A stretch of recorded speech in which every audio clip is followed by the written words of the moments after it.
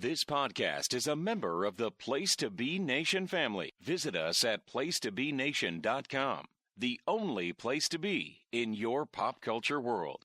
Hey guys, it's Miranda, and real quick before we start our show today, as you can hear, it's kind of quiet, kind of somber, and that's the way I want to keep it for just a moment. Recently, we've had another celebrity who, if you grew up in the 90s, 2000s, you're aware, Chester Bennington from Lincoln Park, thought that suicide was the answer. And I just want to take a moment because he's not the only one. And it's not just celebrities. I know people personally in my life, and I'm sure you know someone in your life that has decided that that was the answer for them, that that was the end of the road. And I've even dealt with this with friends that they haven't made that decision yet, but it's because they took the time to reach out to someone and say, I don't think I want to be here anymore. I don't think I should be here anymore. Maybe I shouldn't be. And I just want to take a moment to say, whoever you are that listens to us, I don't care if you're someone that I've known for years or if I've just met you or if we only speak on Twitter. If you are at a point in your life where that's how you truly feel and you feel that you don't want to be here anymore, please stop and reach out to me and let me try to be the person to keep you here, because you mean more to this world and more to the people in this world than you know. And it is not always the answer. And we love you. Geek and Sassy, we love you. Everyone loves you. And there is a group of people that would be willing to listen, not just the suicide prevention line, people in your life. I'm volunteering that time. I may not be able to answer you immediately, but don't think that that means that people don't care or that I don't care or that the loved ones that you feel hurt by don't care. We're all here for you, and we're willing to listen and be there for you. And please, please don't think that that's the answer ever. I don't like my mind right now. Stacking up problems that is so unnecessary. Wish that I could slow things down. I want to let go, but there's comfort in the panic. And I drive myself crazy, thinking everything's about me. Yeah, I drive myself crazy, 'cause I can't escape the gravity. I'm holding on. Why is everything so heavy? Holding on. So much more than I can carry. I keep dragging around what's bringing me down. If I just let go, I'd be set free. Hi, welcome to Geek and Sassy. I am one of your hosts, Jennifer Smith, and as always, the beautiful and wonderful Miranda. Hello. Say hi, Miranda. Hello. I know, I can see your tweets now. Where's Geek and Sassy? Why haven't you guys been recording anything? It has been, among other things, an eventful and busy summer, and so we've had a little vacation. A little time to do the mom thing. But we did want to have at least one recording during the summer. Right. And it's not those summer nights, it's that one night in the summertime where we got to record. And so this is it. It will be a big bag of weird, I'm sure. So much has happened. Last time that we recorded, we promised all of our reactions from all of the CW shows. So, yeah. I guess I could just give you reactions, but, too late? Yeah, I just honestly think we missed our window. That's tense. Yeah. It's not timely at all. Sweet coop. I can keep going here if you really want me to. We screwed up. We screwed up, people. What else do you want? What else can I give you? Well, they could volunteer to babysit both of our boys while we recorded. That's true. That is true. Tweet me. And no, David Sunday, you can't just have a bucket of fried chicken and Die Hard on. No, David Sunday, I love you like a brother, but KFC and Die Hard is not going to work in this situation. It's really not. It's not. I mean, like, Now, That's more of an erotic kind of night, not like maybe if you wanted to get some 6-piece nugget meals and some Mario Kart going, that would probably work for this situation. Probably so. I don't see you volunteering to babysit our children soon, though. No. So Oh, God. That could be comical, though. It could be. Anyway. Yes. Things said in private group chats aside. Pretty much. We have our normal segments in the first half of the show. In case you don't, normal as they can be with the as normal as they can be. In case you don't remember, those things are called reads, streams, and downloads. Because it's been a minute, and I was like, "What are they called again?" And Miranda had to tell me. Because I'm really good at this hosting gig. As Miranda was running around frantically because she lost her notebook. I don't know what I did without my notebook. I'll tell you why I lost my notebook. It's going to be part complaint and part, non-complaint. But I guess I can complain as much as I want to because, as we know, our mothers have told us they don't listen to us, right? Oh, yeah. So, my mom came and was here for a week and a half. And, I've been after my mom for, we've been in this house for a year and a half? Maybe? Yeah. 2 years? Okay. So, I've been after my mom since we moved into this house. Come help me get all the stuff rearranged in these rooms. Some of these rooms don't make no sense. And, you've been here, some of my rooms, they seriously don't make any sense. Mm-hmm. It's not me. It's, the way the room's built. Anyway, so my mom finally came and did that, and we rearranged, my entire office. Because, I have to have a home office for work now. And, yeah, so in that, I lost a few things.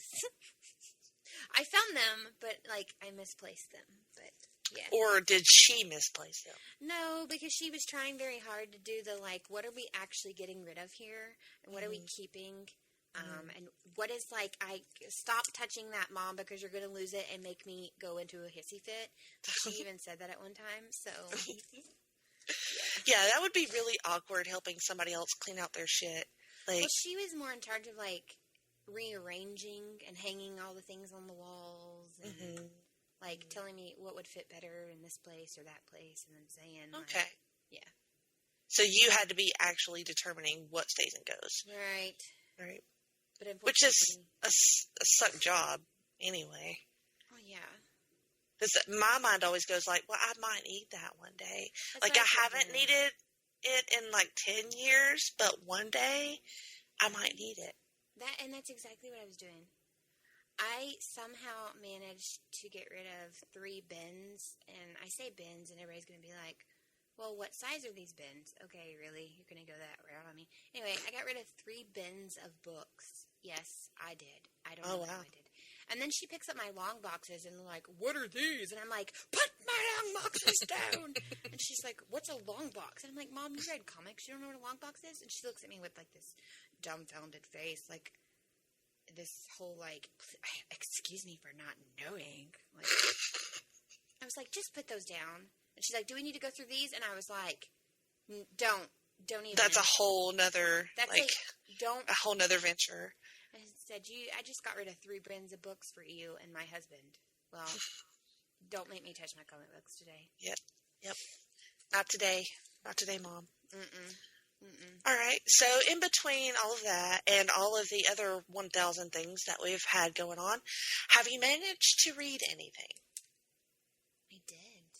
A few things. Not a bunch of things, but a few things. All right, hit me. I was looking at my stack. So I picked up, they had a couple of releases that came out, it's been a few weeks ago now, that were the $1. They wanted you to try them and see how they... Oh, yeah. Okay. Mm-hmm. So did you get Space Battle Lunchtime? No, I did not. Okay. It's funny, and it's great, and I loved it so much. I thought to myself, it looks like Miranda would read this comic book, so I'll let her tell me about it. You be correct. So, essentially, this lady runs, a bakery, coffee shop, whatever, and this little alien thing comes in, and it's like, hi, I need 4 of your coffees. And they're like, sure, coming up. And they think she's dressed up in, cosplay or something. Because they're like, oh, that, they're just kind of like talking to her. They're not even like realize what's going on. And so she asks her, she's like, hey, do you want to be on a cooking show? And she's like, what? And she's like, yes. Do you have what it takes to be on the greatest chef in the galaxy? And she's like, absolutely. And then it just kind of goes on from there. And she like doesn't even realize what she's getting herself into. That she's going to be sucked to this completely other place. That sounds kind of awesome. It is. It's really cool.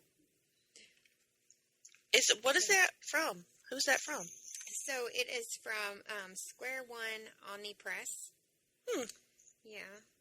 And Natalie, I'm probably not going to say this right. Riess, R-I-E-S-S is the writer on that. I think she may be the designer too. Or the artist. Mm-hmm. Is that like an ongoing thing, a mini, or what's the... I believe it's supposed to be being continued. Because it says you can get more. Coming in June. Like, it was supposed to be later in June. Volume 2 was supposed to be a recipe for disaster. And volume 1 and volume 2. So I guess this was just, like, a one tiny part of it for $1, just to see if you liked it. Oh, neat. So I guess I got to go find volume 1 and volume 2 now, which I have not had time to do. But, so volume 1 was available now. And then volume 2 just came out in June. So. That sounds interesting. I like it. I mean, for a buck, it was why not? like, if I turned out not to like it, then it was no big deal. It was $1, Spent like $6 on a comic book before and really hated it and been depressed, so $1, I think I can handle that. And then I picked up the My Little Pony movie prequel. Mm-hmm. Because I'm ecstatic that there's a My Little Pony movie. Yes, there's a My Little Pony movie in October. Yes, I saw the trailer for it. Out, like on your birthday, or right around your birthday. Probably. And you're like, I don't want to see it for my birthday. I don't know. You have no interest in it. I will be like the only adult hopping up and down. And actually, I probably won't. There are so many people that are My Little Pony fans. It's not even funny. So I picked up the prequel just to see, and it was pretty good prequel. I mean, the comics, actually, I know a lot more adults that read the My Little Pony comics than I do kids. But yeah, the prequel is pretty good, and it's going to be an ongoing for a little while, it looks like, because it's like number 2 next month, and so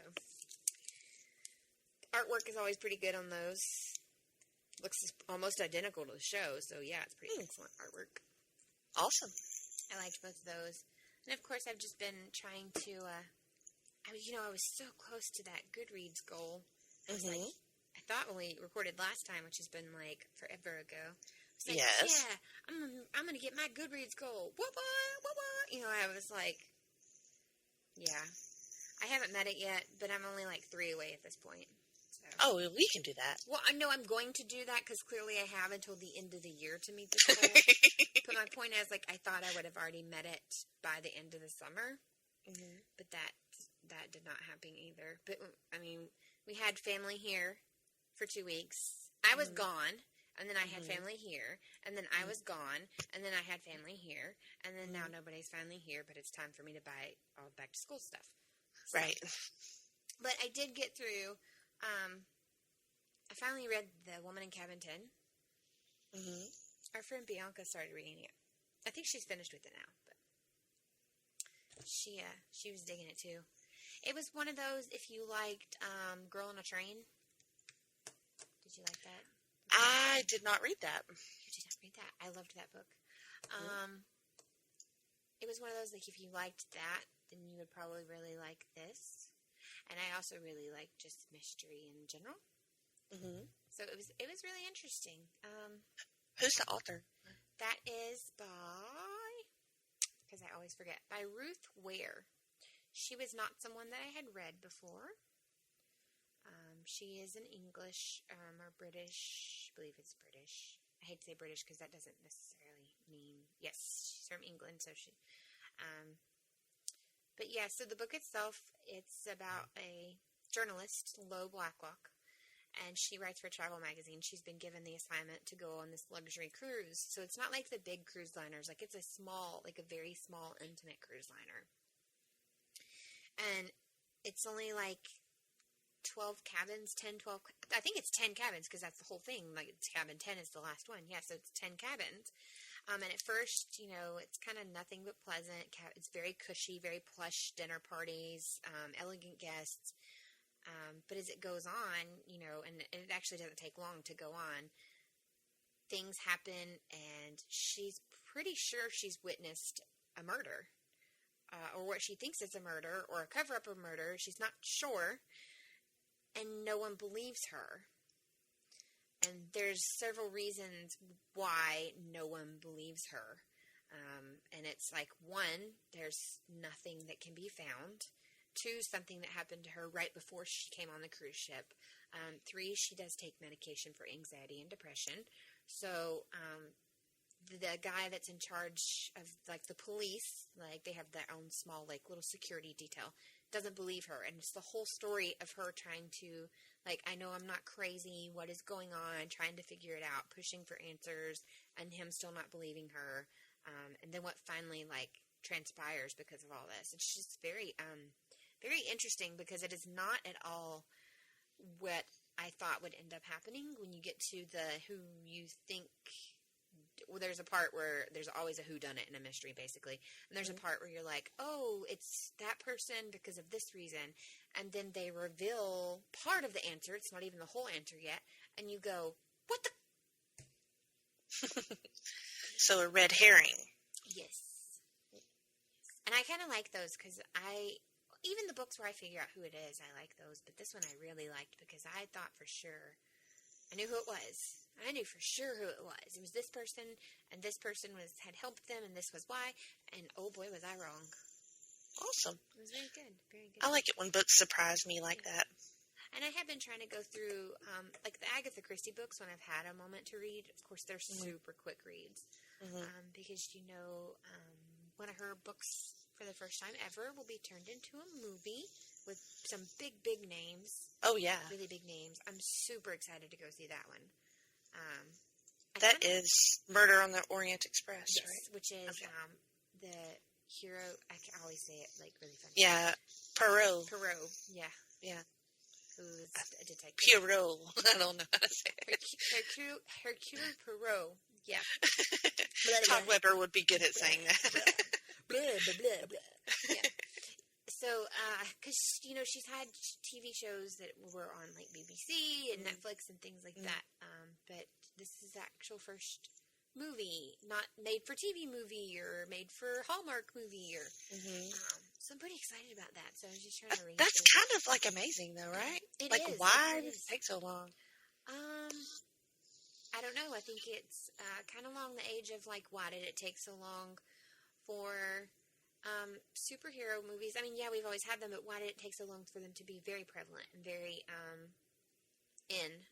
So why did it take so long for murder mysteries and things that have not been done before, but in the sense like it's a new twist on something old and very, you know, Agatha Christie, when she was being published, was, you know, huge. Right, yeah. Big author. Yeah. So it is kind of, I don't know, surprising, I guess, that it did take this long. But I'm excited. I am too. I think that'll be a good one. Yes. I will have to do that one. Have I read anything else? I don't know. I have this stack of comics, like, you know when you showed that picture the other day in our group and you're like, this is how far I'm behind. I wanted to screenshot, like, a picture of, like, an entire box and be like, I think I beat you all. Because I really do, like, beat you all. I even took some with me when I went to Nashville, and those did not get read. As a matter of fact, they were in the back of my car until, like, yesterday. Is that all you got? For books, yeah, I think so. Okay. Well, like you said, I'm criminally behind on comic books, at least 3 weeks. And that picture of that that stack was not even all of them. I still probably get that. Like, Yeah, and I haven't picked up my books from last week either, and I it's just probably picked up like my books 8 from more. last week. They're actually in my passenger seat of my car. I'm gonna get them tomorrow, hopefully, or just wait till Wednesday and pick up 2 weeks worth of books. But over the past, I picked out a couple that I did read, and they're not as current as some of the others, but I wanted to talk a little bit about Wonder Woman because anybody that's been following Wonder Woman knows that the creative team has changed after issue number 25, and so we've got a different writer and we've got a different artist. Now, this is the first time for me, really, that since I've been reading comic books, totally fell in love with a story and a creative team like I did with that whole team, that I've had to change. So it was like, okay, I know some people dropped Wonder Woman from their pull list because they're like, I'm not going to be interested in what's coming up. I didn't think about that. Yeah, and I've just never, I've not come to that mindset yet. I'm really terrible at managing my pull list anyway. Well, I mean, in all honesty, you're coming up on what, almost exactly a year, or just a little over exactly a year? It's been over a year. Yeah, so it's a little bit over a year. So really, in the scheme of your pull list and your books, is this the actual first time that there's been a significant change like this, like in the writing team and stuff? Yeah, I want to say it is, because all my other writers are still on their books, at least for now. So I was unsure how I was going to feel about Wonder Woman 26, and it was a mixed reaction for me, because the writer is Shay Fontana, which is an amazing name. That is just a cool name. That is like a badass name. That's like I'm here and I don't care what you think. I don't know. I just think it's an awesome name. It's a sassy name. Right. And she is well known for her DC superhero girls work. She's the writer of a lot of those books. She's got a sassy name. I wonder how hard it would be to get her on Geek and Sassy. You know, I've considered that several times, but she might be a little bit too well known at this point. But we have a goal. We have a mission. Yeah, I wouldn't mind talking to her. Oh God, no. But I would have to read some of the actual DC superhero girls, I think. Oh, they're cute. I love them. I love the designs for that. I've not read any of the books, although I did pick up one of the free copies on Free Comic Book Day, so I've got one floating around here. But with this, you can tell that she has a lot of experience writing for a younger crowd, because when there's a couple of scenes when Diana's younger and she has a little like a little toy, a little doll, and she gets up in the middle of the night and she overhears her mother and some of the other ladies talking about maybe I baby Diana too much. Maybe I shouldn't let her play with dolls and things. And because, you know, she's the only child on the island. And Diana overhears this and she bursts into tears and she takes her dolly and she locks it away. And this is like the most compelling also art and story of this issue was there's an image of her locking her dolly away in like a little safe, and she throws the key away and she says, I am strong, I am a warrior, I am an Amazon. And it was powerful to me for this little girl being raised by strong women, still feeling the need to lock her little girl toys away and to be strong, to be a warrior. And then it cuts back to present day. It shows what Diana's doing. Some of the art is okay. There are panels that look really good, and then sometimes they don't. I mean, it's a mixed bag for me. The present day stuff is okay. She still seems to be kind of struggling a little bit about what she wants to do, which it's hard because she just came off such a strong storyline. So the indecision feels weird to me. It looks like she's just kind of going through the motions of being a superhero. But, I mean, that's just my impression. She goes, Etta Candy's, brother is getting married, so she invites Diana to the wedding. And at the wedding, there's another scene with a little girl that's really well done. Like I said, the scenes with the children in them stand out. You could tell she has that style of writing for kids. And Diana speaks to the child, and then the child shows her a bomb underneath one of the tables at the wedding. So, it was because the art is extremely more cartoonish than what I'm used to in a Wonder Woman comic book, especially like from Liam Sharp's style. So it's really hard to me, the writing and the art don't work together for me because it just looks too different tonally, if that makes any sense. No, it does make sense. It's almost like you're reading a completely different a story or a book, is what you're saying. Yeah, it's the same continuation right. of the same book. Right. So I'm understanding now why some people have decided not to do this, but I still feel I don't want to say an obligation, but a curiosity to see how this plays out, because especially the female writer, I feel like I need to support that, and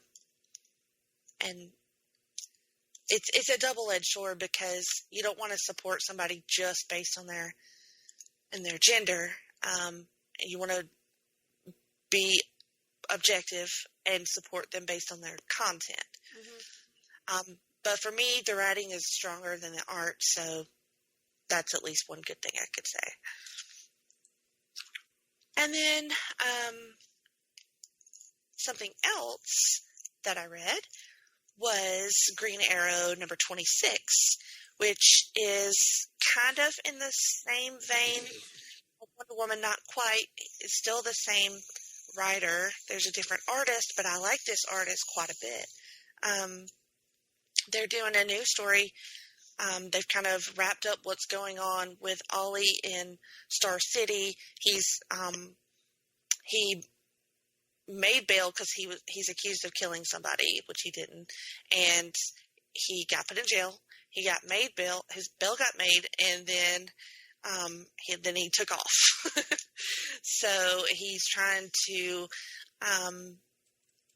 track down and stop the bad guys in the story. And so that calls for a road trip. And in the middle of this road trip, the Flash comes along. And I actually really enjoyed the way the Flash is written and the way he's drawn. The story is by Benjamin Percy, of course, who's been writing this. And then Stephen Byrne is the artist. And it looks really good. Like, it's not my favorite Green Arrow artist by any means, but I really like the way he draws the Flash. I think it would elevate the Flash book a little bit if he was like drawing the Flash over there. But there's some really good dialogue, some snippy back and forth with Ollie and Barry, which I enjoyed. And then some really impressive encounters with some of the people back at Star City. Oliver's sister, Amiko Queen, who is telling his lawyer, like, she just got him out of jail, and she's a little spitfire. I like her. She's a good character. Her name's Kate Spencer, and she's having to say, like, Ollie left, and then she freaks out. She's like, are you freaking kidding me? God, your family sucks. So she's funny. I like her. She says, you tell that son of a bitch to get right back here now. She cracked me up. And so Ollie and the Flash team up they find some business going on that's not supposed to be going on, and they get into some stuff. So I think that they're going to be teaming up for a little bit.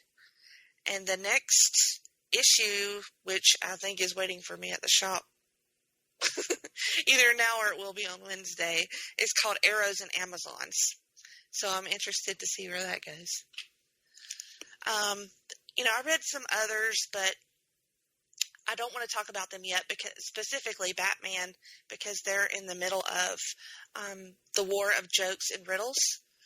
And so I read the first 2 issues of those.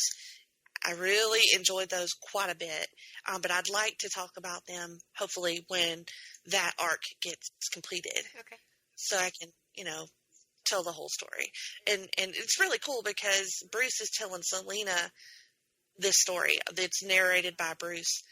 He's not in most of the action. He's just telling her about the action. So I really like it. It looks really, real great. Some awesome pages in there. And then, surprisingly, I had a friend, that you mentioned earlier, our friend Bianca. She lent me some Colleen Hoover books. What? And, I've never read any Colleen Hoover. I've read a lot of romance and that genre, but I've never read Colleen Hoover. So I read It Ends With Us and Ugly Love. Oh my God, be still my heart.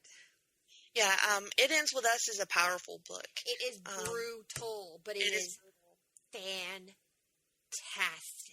It is not what I was expecting, because I think that if you see the cover and if you just judge it based like, oh, this is a chick book, then I'm telling you it's not that. I mean, there's a love story, there's sexy times, and there is a truly heartbreaking message in that book.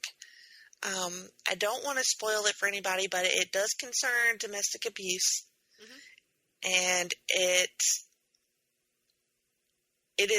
does not fuck around. Well, and Colleen has come out and talked about that because a lot of people, she got some backlash at first, which I was like, are you freaking kidding me? She got some backlash at first, and people were like, well, you should have told people in advance that this was in here so that we could have chose to not read it if we wanted to.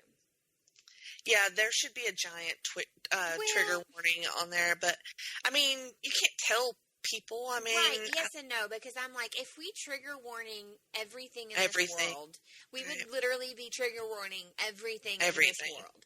And I am just, okay, Miranda gonna say it like it is, Miranda gonna hurt some feelings. Because we all know, if you know me at this point, you've been listening to me, if you don't know me personally, but you've been listening to us now by this many episodes, I think you've got me figured out. If I have to trigger warn you, then you don't need to be talking to me, and you don't need to be reading whatever I'm telling you about or watching whatever I'm telling you about, most likely. Because you're going to get your feelings hurt, or you're going to get upset, or, I mean, don't get me wrong, we all have moments, there are things we can't watch or we can't do, but you know what, I look and I go, oh, not for me, turn it off. Like Broadchurch, amazing show, was very hard for me because of the content and children involved. Right. That was hard for me. But I didn't get upset and go, Broadchurch, you should have told me. Well, they kind of did. Yeah. So I'm just saying, like, I did not expect it. It was extremely well written. Yeah. Just basically, it's a love story. It starts out fairly conventionally. I mean, if you've read a romance novel, you feel like you know where this is going. Yeah, if you've read a romance novel, it is conventional. But if you've not read a romance novel, this is an unconventional story. Right. Well, when it starts, the things that happen, it just, it's kind of like, it's like a classic pattern. Yeah, it's like a classic pattern of abuse where you think it's a one-time thing, then it turns into another type thing, then you excuse this, and you look away that, and you try to rationalize things away, and then things just keep building up, and then you have to start making hard choices, and they're not easy, and you don't always do the right thing. But it was just a powerful book. It is. Ugly Love was too, in a different way. Oh, yeah. Which also has extreme trigger warnings for child loss. Mm-hmm. And,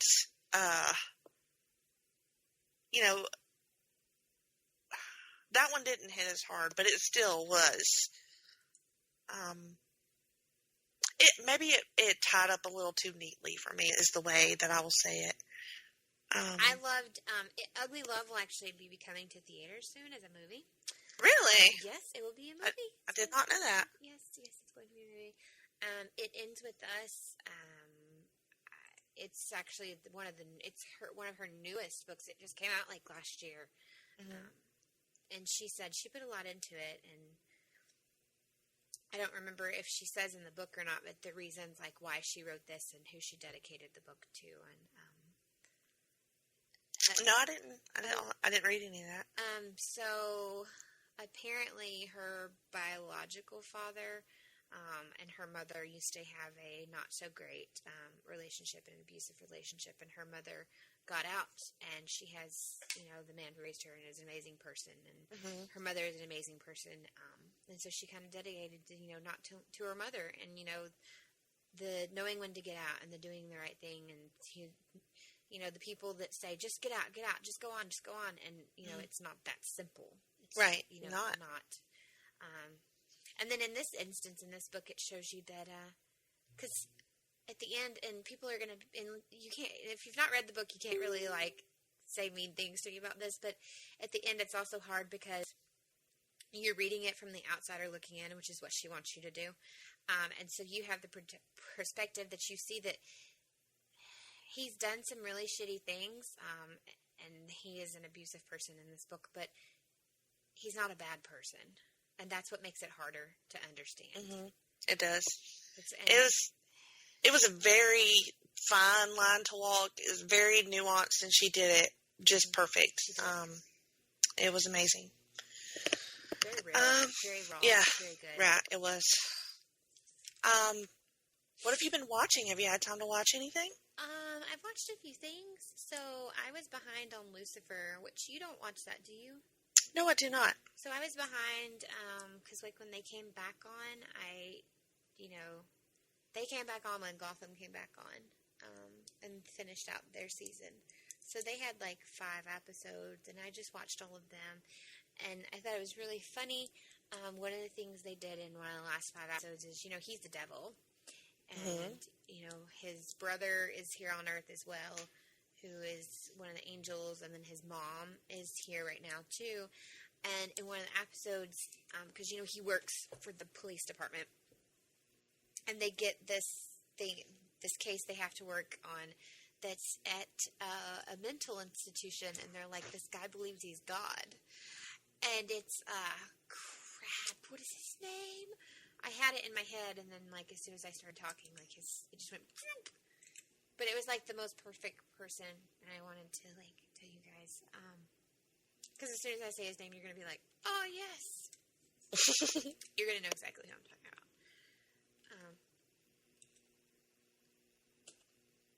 Timothy Osmond. Omond, no, not Osmond, it's, I always say his last name wrong. Omond, yeah. He's been on Supernatural. He was in Psych. I never saw Psych. Oh my God. He was on Gallivant. He was King Richard on Gallivant. Oh, okay. Yeah, I got you. You know who I'm talking about now? Yes, he's been on everything. Warehouse 13. God, he's been in everything. Anyway, they had him as God. And it was great.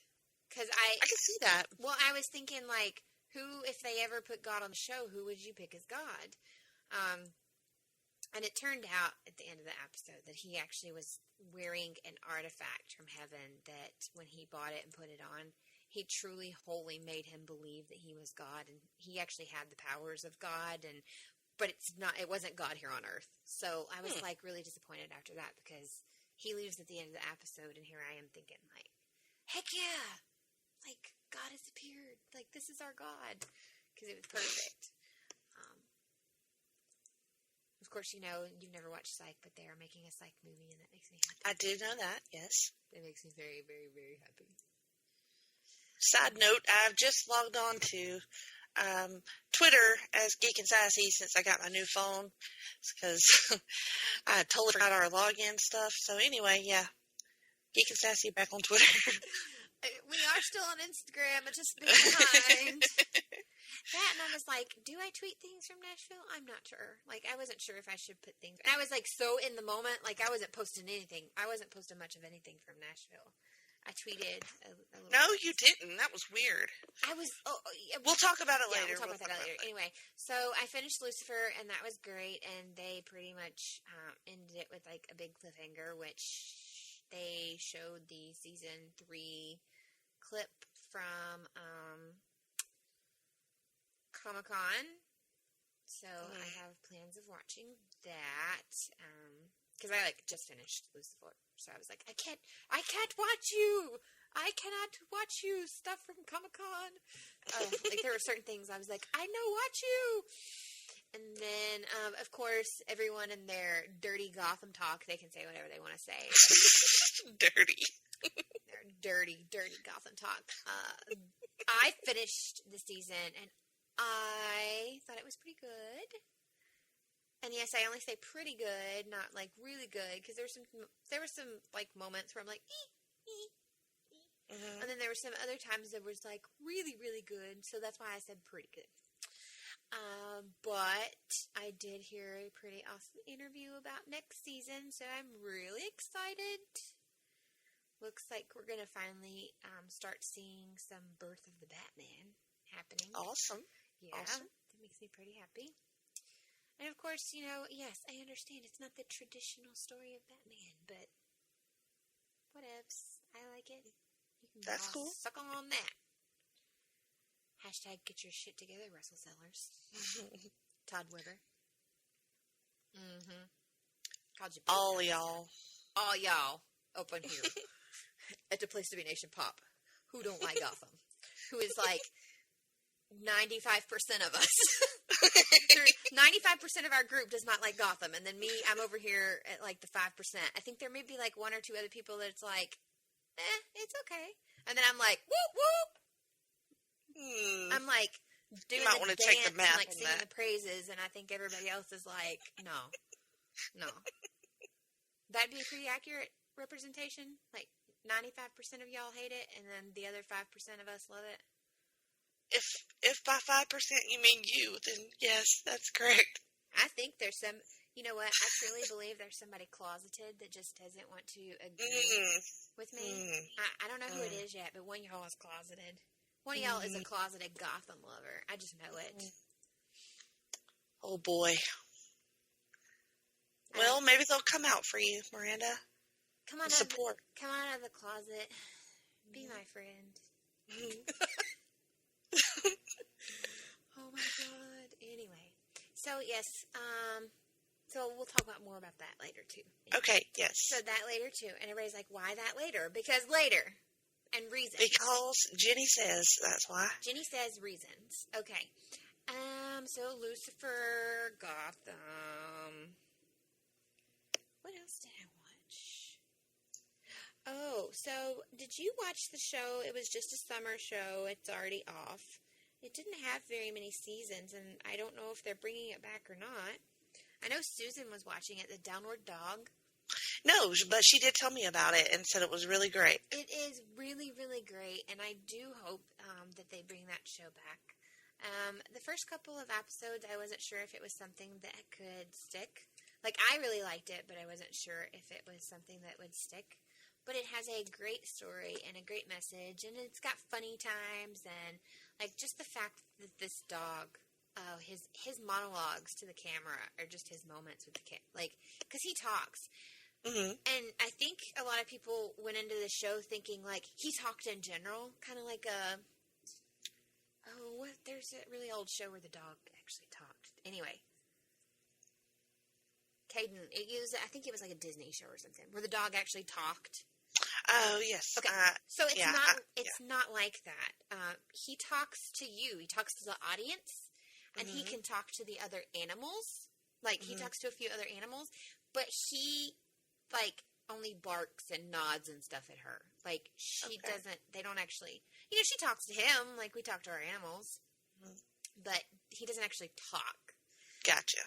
Yes, and he's trying to understand the difference because things that he thinks, oh, now I understand.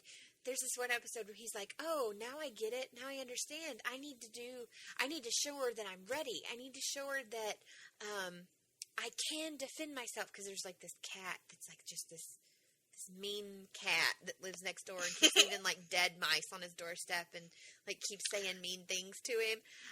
So he's like, and she takes him to work one day with her, which he does off and on. Because he's the inspiration for this new project she's working on at work.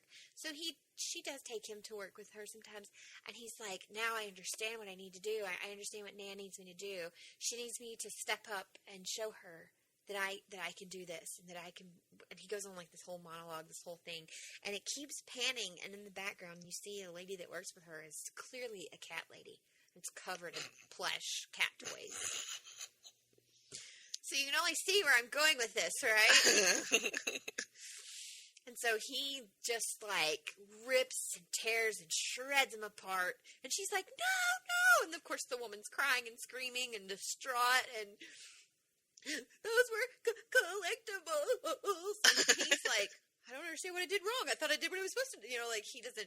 So it is him trying to understand, like, my human said this. So that means she wants me to do this. And then, like, she puts in a dog door because she wants, like, she's trying to get out of the relationship she's in. She kind of stays in it because she's like, oh, well, you come let him out and you come spend time with him. And so she's like, okay, well, if I put in a dog door, so he keeps. It's this relationship, and the dog's name is Martin. So Martin is like, at first, he's kind of scared of the door, and he's like, oh, because it's an automatic dog door. It's not just like a flap. It's like an automatic thing. Weird. It is weird, but this dog shenanigans, because he's like, oh, that means I need to, like, I've got to conquer my fears, and I've got to, like, this stuff is just hysterical.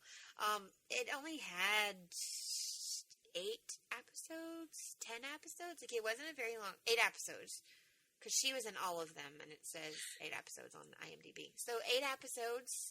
But that's not a Netflix show, is it? No, it was on something weird. No, it was just on ABC. It was on ABC. So maybe they only did 8 episodes because 1, it was a summer filler, and 2, they wanted to see. I am okay because ABC and CBS have pissed me off really bad here lately. So I am okay with saying we're going to make 5 episodes. And it's going to have an end. Like, that would be our season. We're going to do like 5 to 8 episodes, and that'll be our season. And we're just going to see how that works before we say, So Which is, smart. I just don't understand why all shows aren't made that way. It makes complete sense to me. So I would do that. Like, I don't know if that's the reason. The popularity for it on IMDb doesn't look great, but that concerns me. But everyone that I have talked to that watched it really liked it. So I would like to encourage everyone that thinks they may be interested in it, go to ABC's little thing and watch all the episodes and hopefully try to make it come back because it was pretty fantastic. Awesome. It was cute. That all you got? I'm sure there's something else along the way, but that whole thing called a JOB in the morning. So I know not what you speak of, my friend. I'm working. I am but a lowly, unemployed lady. I wouldn't say that. You do a lot during the day. Yeah. None of it's reading, which is what it should be. It will be when the kid goes back to school. And also, I play with fidget spinners now, so that's a thing. Those are kind of soothing. I ain't even gonna lie. It's been helping while I've been sitting here. I was gonna say, are you currently? Can I hear? I hear you playing with. Do you hear it? I heard you playing with. You are currently playing with a fidget spinner. Is it distracting? No, Should I it's not stop? distracting. Like, I just realized, like, hey, wait, she is currently playing, like, not only is she, like, to play with fidget spinners now, she is currently playing with a fidget spinner. Usually it's like me drawing random, like, penises and stuff on my notebook, or playing with my pen, clicking it on and off. So I thought this would be a little... I tap my fingers, and I type things on Facebook, and I do all kinds of stuff. Oh, so can I officially add you to the Colleen Hoover group now? Like, is that a thing? Can you? I want to say Bianca already did. I think so. Okay, well, thanks for taking the joy away from me, Bianca, but I love you, so we're cool. We cool. All right. So I wanted to talk about this one show. This one show? Called Friends from College. Which I haven't watched yet, but I want you to talk, like, everybody in our friends group is like, this is amazing. Oh my God, this is awesome. And then even some of our friends have been like, the show is really good, but it takes a couple episodes to get there. So I do want to hear what you have to say. We finished it, and I liked it a lot. The performances are really good. This is about a group of people that are literally friends from college. They see each other every now and then. The main couple is Keegan-Michael Key. Yes, that's his name. And Colby Smulders. Okay. So they're a couple, and both of them are really great. And they're moving back to New York after having been somewhere else for a while. They're crashing on their friend's couch while they find a place. And when this group of friends get together, it's all like a case of Arrested Development for them. They all they try to be supportive of each other, but they secretly kind of hate each other a little bit. They compete with each other. They try to one-up each other. They all want, you have all those in-jokes and things that were funny back then that are not necessarily still funny today. And I've heard some criticism that the people are all terrible and unlikable. And while they do terrible things, I don't feel like they're unlikable. I feel like they are flawed. I feel like they're real characters. Like, John and I talked about some of the dialogue and some of the, not necessarily situations because it's all very dramatic, but some of the humor is very real to life, and it is funny. Like, I find it's funny to my sense of humor. Like, it speaks to me because it has some biting sarcasm, physical humor, some really great one-liners. Fred Savage is in this show, and I adore Fred Savage. Like a lot. Like, way too much. He steals every scene to me. He is never not funny. He knows how to deliver his lines. Perfect physical comedy. He kills it. I love it. He makes the show for me. He's not even like the main character, and he makes the show for me. But there's some adultery. There's crazy ass circumstances. There's some lies, and it sounds terrible, but it is also funny. Like, their spin on it is the humor of it. And it could be really dramatic and cheesy, but it has this light hand to it that makes it palatable. It ended on a cliffhanger. I was like, tell me this is not the last episode. And it was. Oh, they love to do that because it's a Netflix original, isn't it? Yeah. Well, the last two Netflix originals that I have watched, I've been like looking. Remember, because I complained, I checked back and was like, did I miss something? Is that really the last episode? What? And maybe the definition of a cliffhanger is being stretched. Maybe I don't mean cliffhanger. Like, it's not a Walking Dead situation, but it's not going to, like, start up in the next scene in the next season. You know what I mean? It's a definite chapter 1 in their story. But it still left me wanting more. Like, I want to know what's going to happen next. Well, no, the definition of a cliffhanger, I think people hear cliffhanger and they do now in this day and age think Walking Dead, but that's not always necessary anymore. I mean, right. Let me rephrase that. That's never been necessarily the truth behind cliffhanger. Just simply means that you were left in a moment of what happened? What's next? Come on. Yeah, like that was pretty much that's it. basically, I mean, what a cliffhanger is. And I think most people now, with watching like Game of Thrones and Walking Dead and things of that nature, they just automatically go, well, that wasn't that much of a cliffhanger. Mm-hmm. Well, it's because you're used to that. Yeah. But I don't have a problem with flawed or sometimes unlikable characters. Like, that did not bother me at all. And even John, who's normally pretty judgy, he loved it. So, you know, I was surprised. I was actually surprised by that. But the humor is so good. And I'm a huge fan of everybody on there. A tremendous cast. Billy Eichner. You know, usually he's crazy as hell. Right.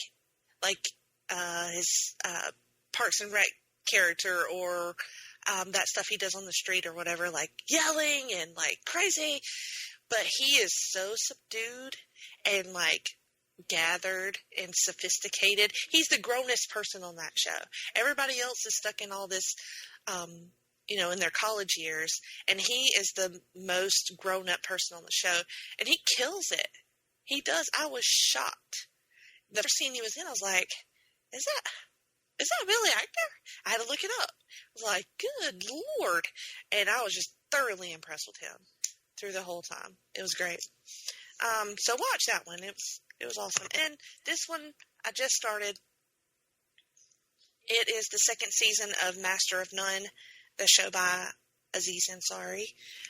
I've only watched a few episodes of the first season, but it's pretty good. I watched the first season like right when it came out, so it's been a while, and the second season's been out a while, and just now getting to it.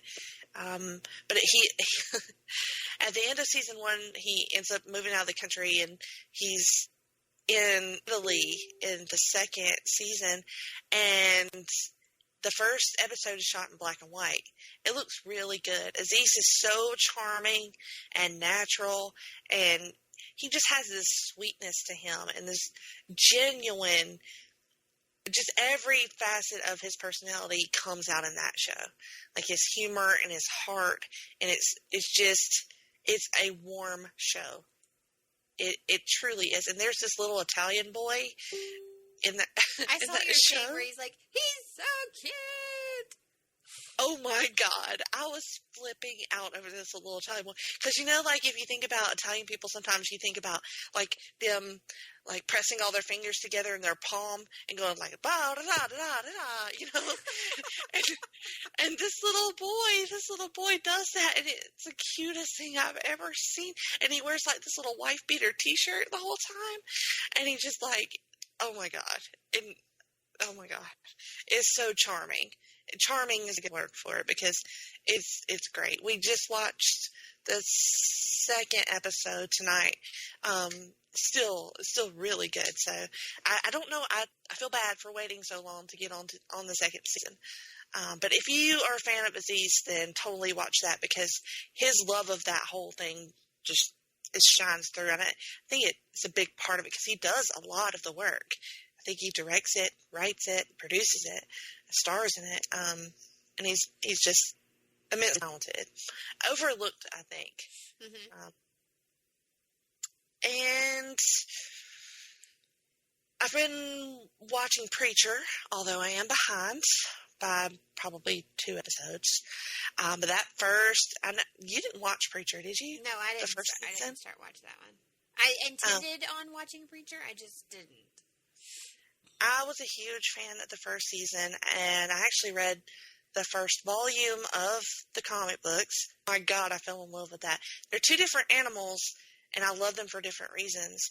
But the show, that first episode of season 2 was a doozy. Just crazy as shit. I mean, I love how they are not scared to do anything on that show. It's balls to the wall.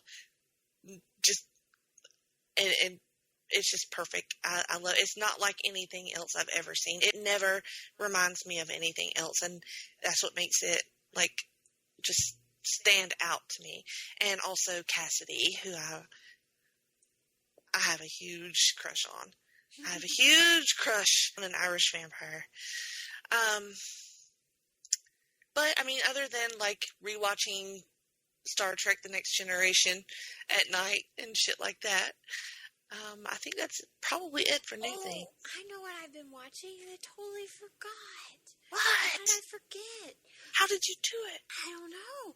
So it's only got 2 episodes. Actually, it may have recorded the 3rd episode either tonight or tomorrow night. It's called American Ripper. Oh, yeah. I saw the you guys first know my episode. absolute obsession with anything that is Jack the Ripper, which I know is, like, completely weird. I get it. Yeah, okay, whatever. So, anyway, so my obsession with Jack the Ripper, and so for a long time, I've had this, like, weird theory that I've kept to myself. Like, I seriously have kept it to myself. Like, I've not told anybody. So, like, H.H. Holmes, America's first serial killer, pretty much, or that we caught and are completely aware of. I'm sure there were others before him, but he's notated as our first serial killer. He's definitely the guy one of the most notorious. Oh, yes. Yeah. So he had the murder Fascinating story. Right. So I have always thought, because of things I've read in books and descriptions and different things, that H.H. Holmes could be Jack the Ripper. Mm-hmm. And that's what this whole television show is about. And it's on History Channel. And the difference in it just being some, like, crazy kooks like me deciding, like, oh, we're going to prove this theory right. This gentleman is a former defense attorney, lawyer. I'll look up and see what he is exactly. So, but he is actually the great-great-grandson of H.H. Holmes. Mm-hmm. Who, by the way, H.H. Holmes was not his real name to begin with. So the whole fact that he would have gone through 1,000 aliases because he did, it would be nothing for him to call himself Jack the Ripper. Right. His name is actually Herman Mudgett. And so this man who is trying to prove this, he's actually the great-great-grandson of Herman Mudgett. And so he, along with the help of this young lady who is super hot. She's super hot. Okay, sure. Yeah. I wasn't looking at her that way, but Jenny thinks she was. Her name. I think her name also is also extremely intelligent, and yes, she is badass. So she is badass. She is an ex-CIA analyst, and her name is pretty freaking cool. It's Amaryllis. It is. Yeah, I like Amaryllis Fox. Like, hello. She is like the coolest person ever. Right, she's got the coolest name ever. And she's like, she can't be much older than me, and she's ex-CIA. I want to be like, oh, no, shit. Yeah, she is young. She's pretty, she's pretty, she's not, she's 40 at most. At most. At most. She's like 40. But he himself is, crap. I was hoping they would put it in here because he's mentioned it a couple of times. But she's ex-CIA analyst. He's a former defense lawyer of or some attorney sort. of some kind. So he's not a dumb person either. He is also a very smart, very analytical person. He understands he's looking at this from a smart mind. He didn't come to this conclusion lightly. This is not something that he just, like, woke up overnight and decided, like, oh, you know what? I think my great-great-grandpa is also Jack the Ripper. Because, and it's just fascinating. And right now they're following all the clues, and they're going through everything. And episode 1, 2, I think it's 1 and 2, maybe that finished. Maybe 3. Maybe 1, 2, and 3. I just saw the first one. Okay. So it may just be 1 and 2. Hang on. Anyway, there's only like 2 episodes out. Maybe 3 is about to air. But it is so amazing. I don't know, because they are real. If it turns out that he is not Jack the Ripper, I honestly, at this point, they are getting to some conclusions where he really, truly could be. It's just amazing to see the things that they are coming across. And it's kind of also disturbing to learn, because most of us all know the story of H.H. Holmes. It's disturbing to learn even more about him that like we did not know. Yeah. The stuff that I found fascinating was when they went back to where he was from. Yes. And they started looking into his family and like deaths of young people and deaths of people that people that he had close contact with. An unusual large amount of deaths. Right. Like, even in those days. And that's what they were saying. It was unusual deaths, unusual large amounts of them, several unexplained, like that. Like, because they were going to, didn't they looked at other years? And like, yes, when he they wasn't compared around, or just other years in general, and that amount of deaths and unexplained deaths didn't happen. And they were all in, like, pretty much direct contact with him. Right. On a regular basis. So that was pretty freaky. And the fact that he became so close with the doctor, which I could understand at that time and age, that was what one did. You know, a shopkeep or a doctor or a pharmacist. Apprentice right, of some sort.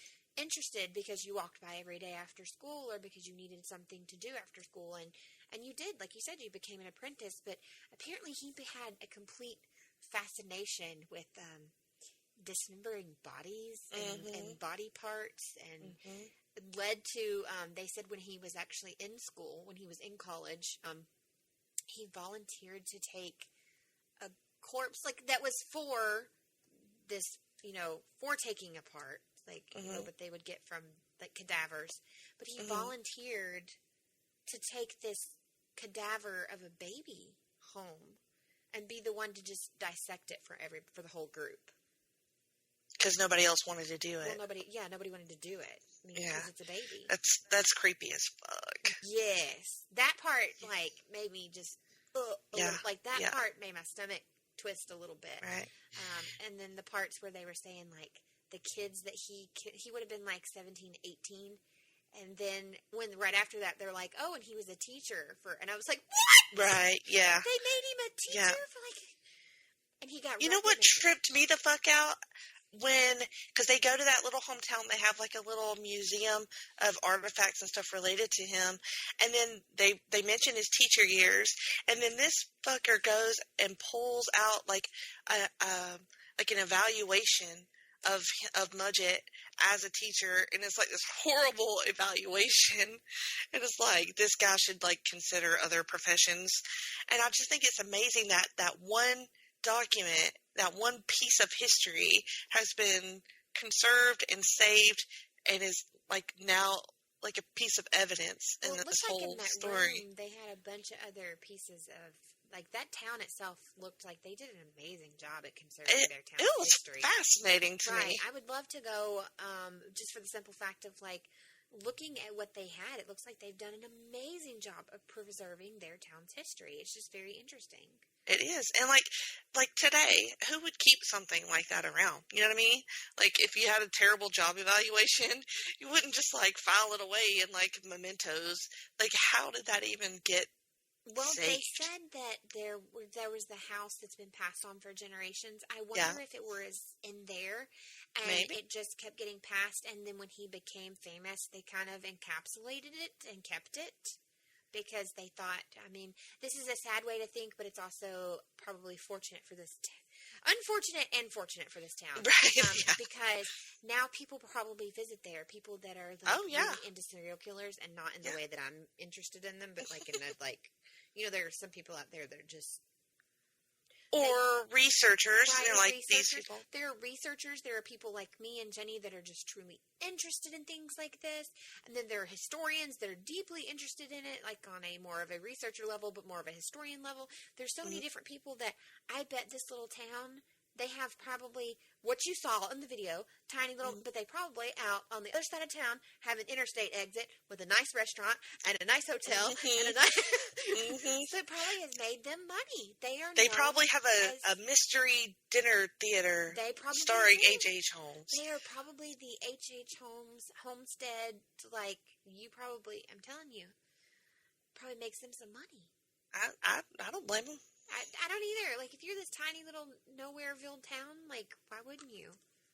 Given Holmes's, love of scamming people out of their fucking money, he might actually be a little proud of his little town, because that boy was, oh yeah, among other things, well, and that's in episode skilled 2, because I know you want to watch it. It won't give anything away, but at one point they're talking about how things go back and forth between people's hands so quickly. That should be an indicator. Yeah. Because there's one of his wives, because he was married multiple times too. Right. One of his wives and that wife's mother and him. Right. Things were switching hands between the mother and the daughter and him and the mother and daughter. Like boom, boom, boom, boom, boom. While boom, he boom, was boom, building up properties, he was buying up the properties to build the murder house.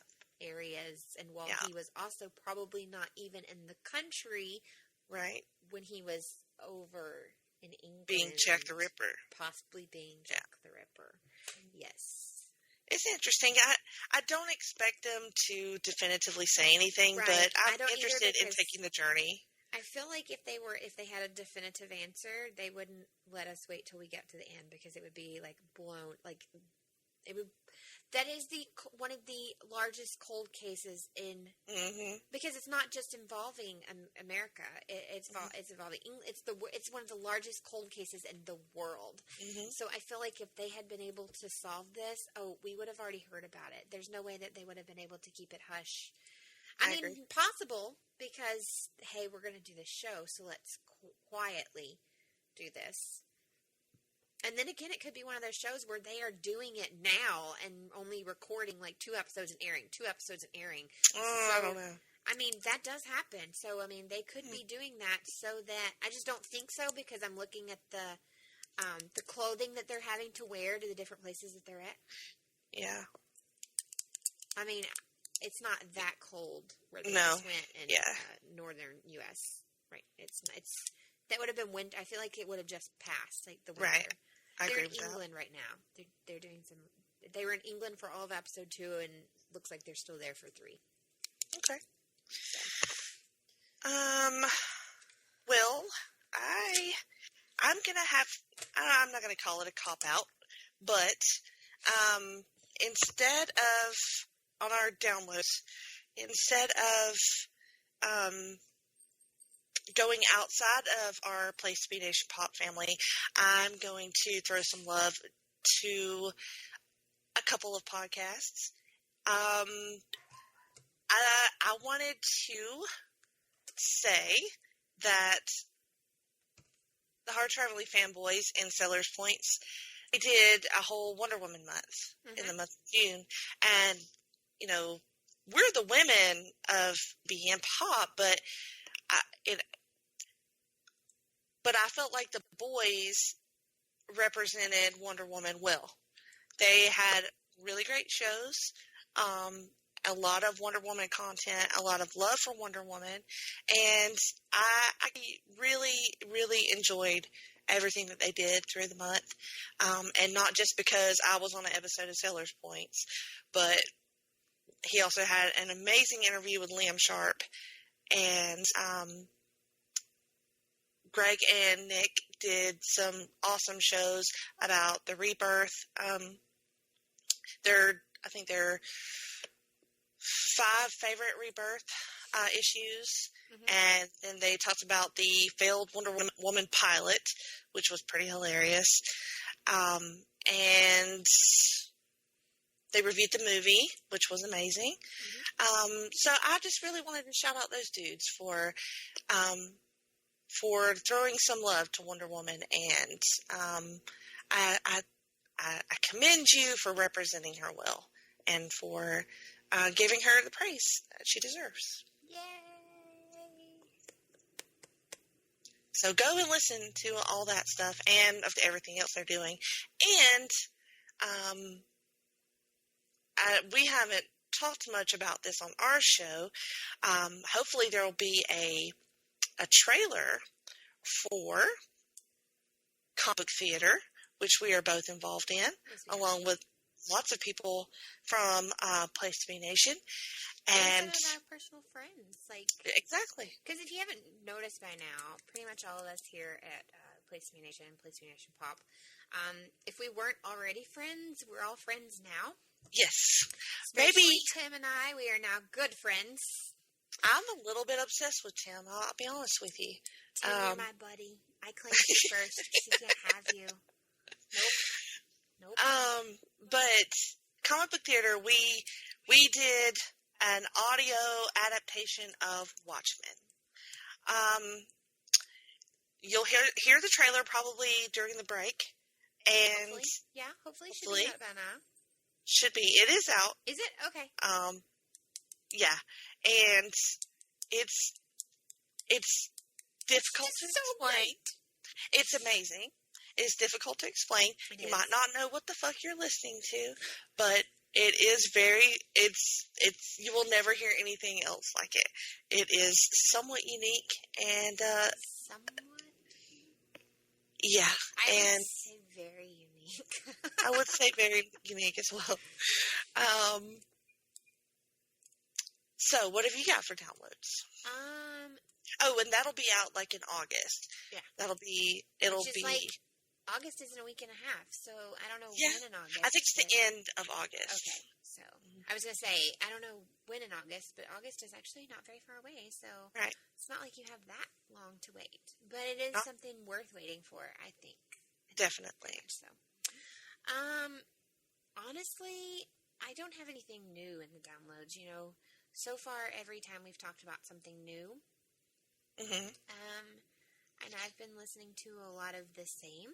So, all our friends on Place to Be Nation that you mentioned, as well as, Caden has still got me, way big listening to Brains On when we're in the car. And then, I love the Smart Bitches Trashy Books. Sarah Wendell is fantastic. So if that's not one you've heard me talk about, go back to that episode and listen to me talk about that, or just go check it out.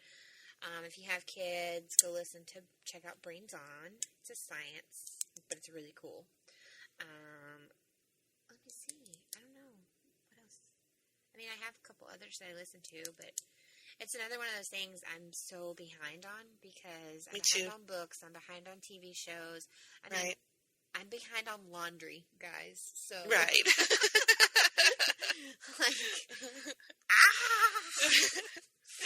We promise we will get our shit together very, very soon.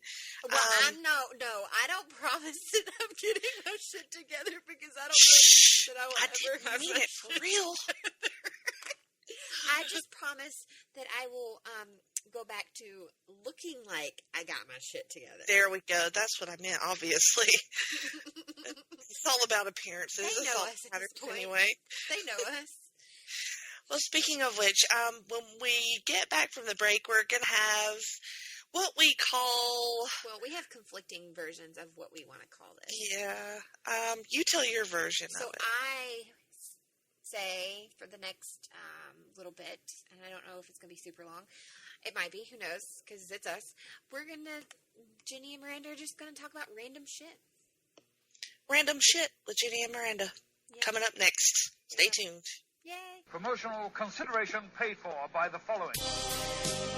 Hey, pro wrestling announcer Kevin Kelly here. I want to make sure you are all subscribed to all the great feeds here at Place to Be Nation. It's really easy to do. Just head to iTunes or your preferred podcatcher app today and search and subscribe to the Place to Be Nation wrestling feed, which, of course, includes the full archives of the Kevin Kelly Show, the Place to Be Nation pod feed, and the Pro Wrestling Only feed.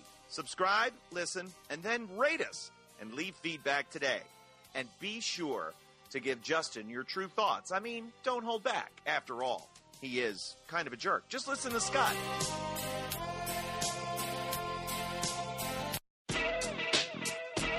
Place to Be Nation's JT Rosero and Chad Campbell here. We want to let you know that we have a ton of great podcasts available to you on iTunes, Stitcher, Google Play, and PlayStation.com, and we offer those to you on 3 great feeds.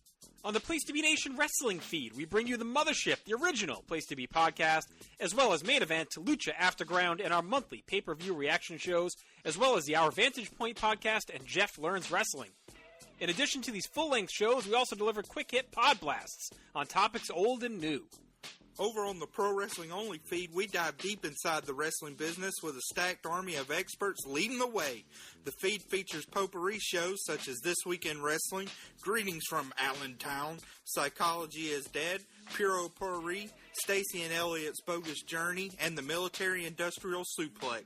We also have shows that focus intently on certain topics like Letters from Center Stage, Space City, and NWA Classics On Demand Adventure, Through the Years, Strong Style History, Strong Style Story, and Mount Olympus. Plus, the feed has the full archives of legendary shows like Titans of Wrestling, Where the Big Boys Play, Letters from Kayfabe, and much more. And on our popular Place to Be Nation Pop podcast feed, we offer such great shows as the Glenn Butler Podcast Hour Spectacular, Rank and File, PTBN Dadcast, Go Home in a Box, NBA Team, and Lucha Undead, as well as a veritable podcast heaven for comics fans with the Hard Traveling Fanboys, Sellers Points, Todd Weber's Conversation, Geek and Sassy, and Imaginary Stories podcasts. You can find all of these current shows plus archives of our past podcasts, including The Kevin Kelly Show, as well by subscribing to all of our feeds on iTunes, and while there, be sure to rate and leave feedback as well. All of these shows, plus others, available on PlaceToBeNation.com, where we cover pro wrestling, sports, movies, comics, plus in-depth stretch projects and more. Be sure to support our site by using PlaceToBeNation.com/Amazon when shopping online, and download our free PTB Vintage Vault Refresh ebooks via the links on our site. We also want to thank our friends at Bonehead's Wing Bar in West Warwick, Rhode Island, and Fall River, Massachusetts, TheHistoryOfWrestling.com, and Scott Keats' Blog of Doom. Be sure to follow us on Facebook, Twitter, Instagram, and Tumblr as well. PlaceToBeNation.com, the only place to be in your pop culture world.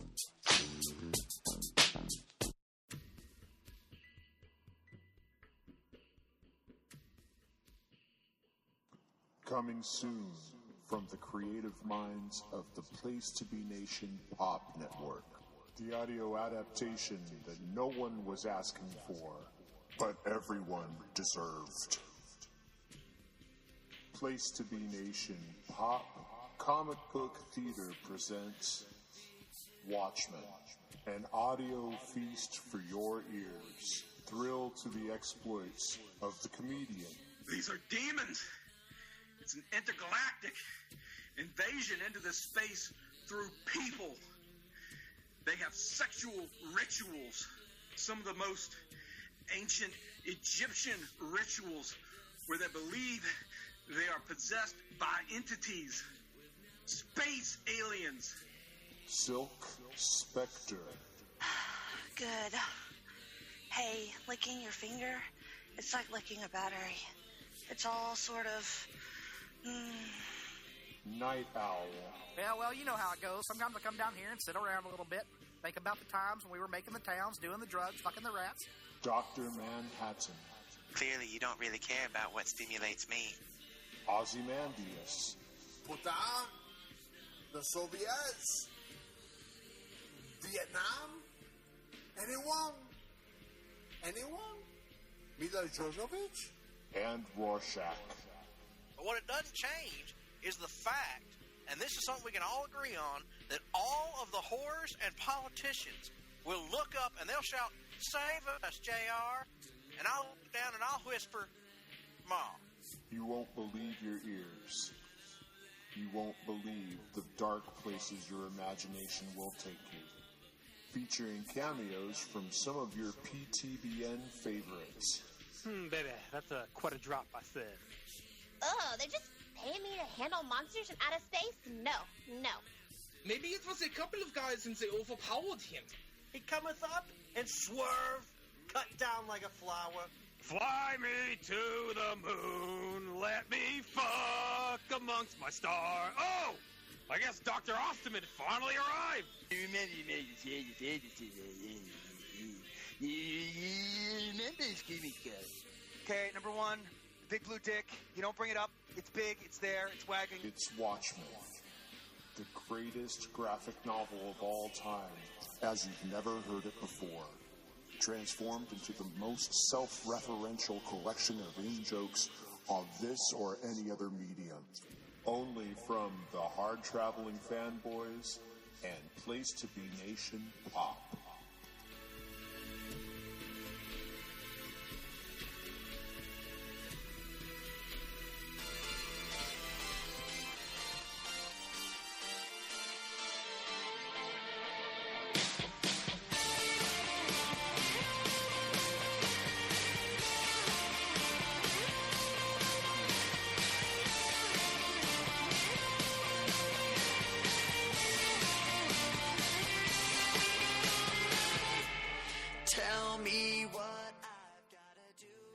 Welcome back to Geek and Sassy.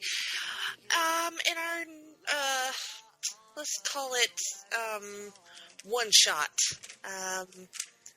Jenny and Miranda talk random shit. Yes, random shit Random shall be shit. talked. One of the reasons, like we talked about earlier, that we have been remiss in recording is Miranda has been traveling. She's getting to do lots of fun stuff, and one of those things was attending Heroes and Villains in Nashville. I did not get to attend with her, although I am going to Heroes and Villains in Atlanta in November.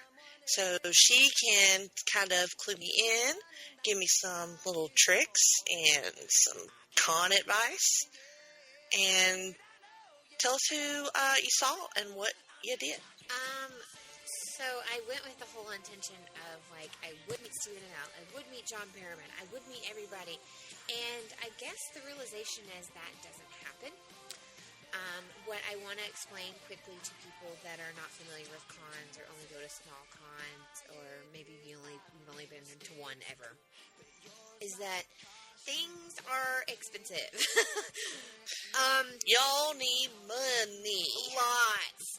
Lots of money. And I'm not saying this to be mean or rude, but what I want you to understand when you're going into these things is this is not like, oh, they're a greedy celebrity, they're a greedy individual. No, not at all.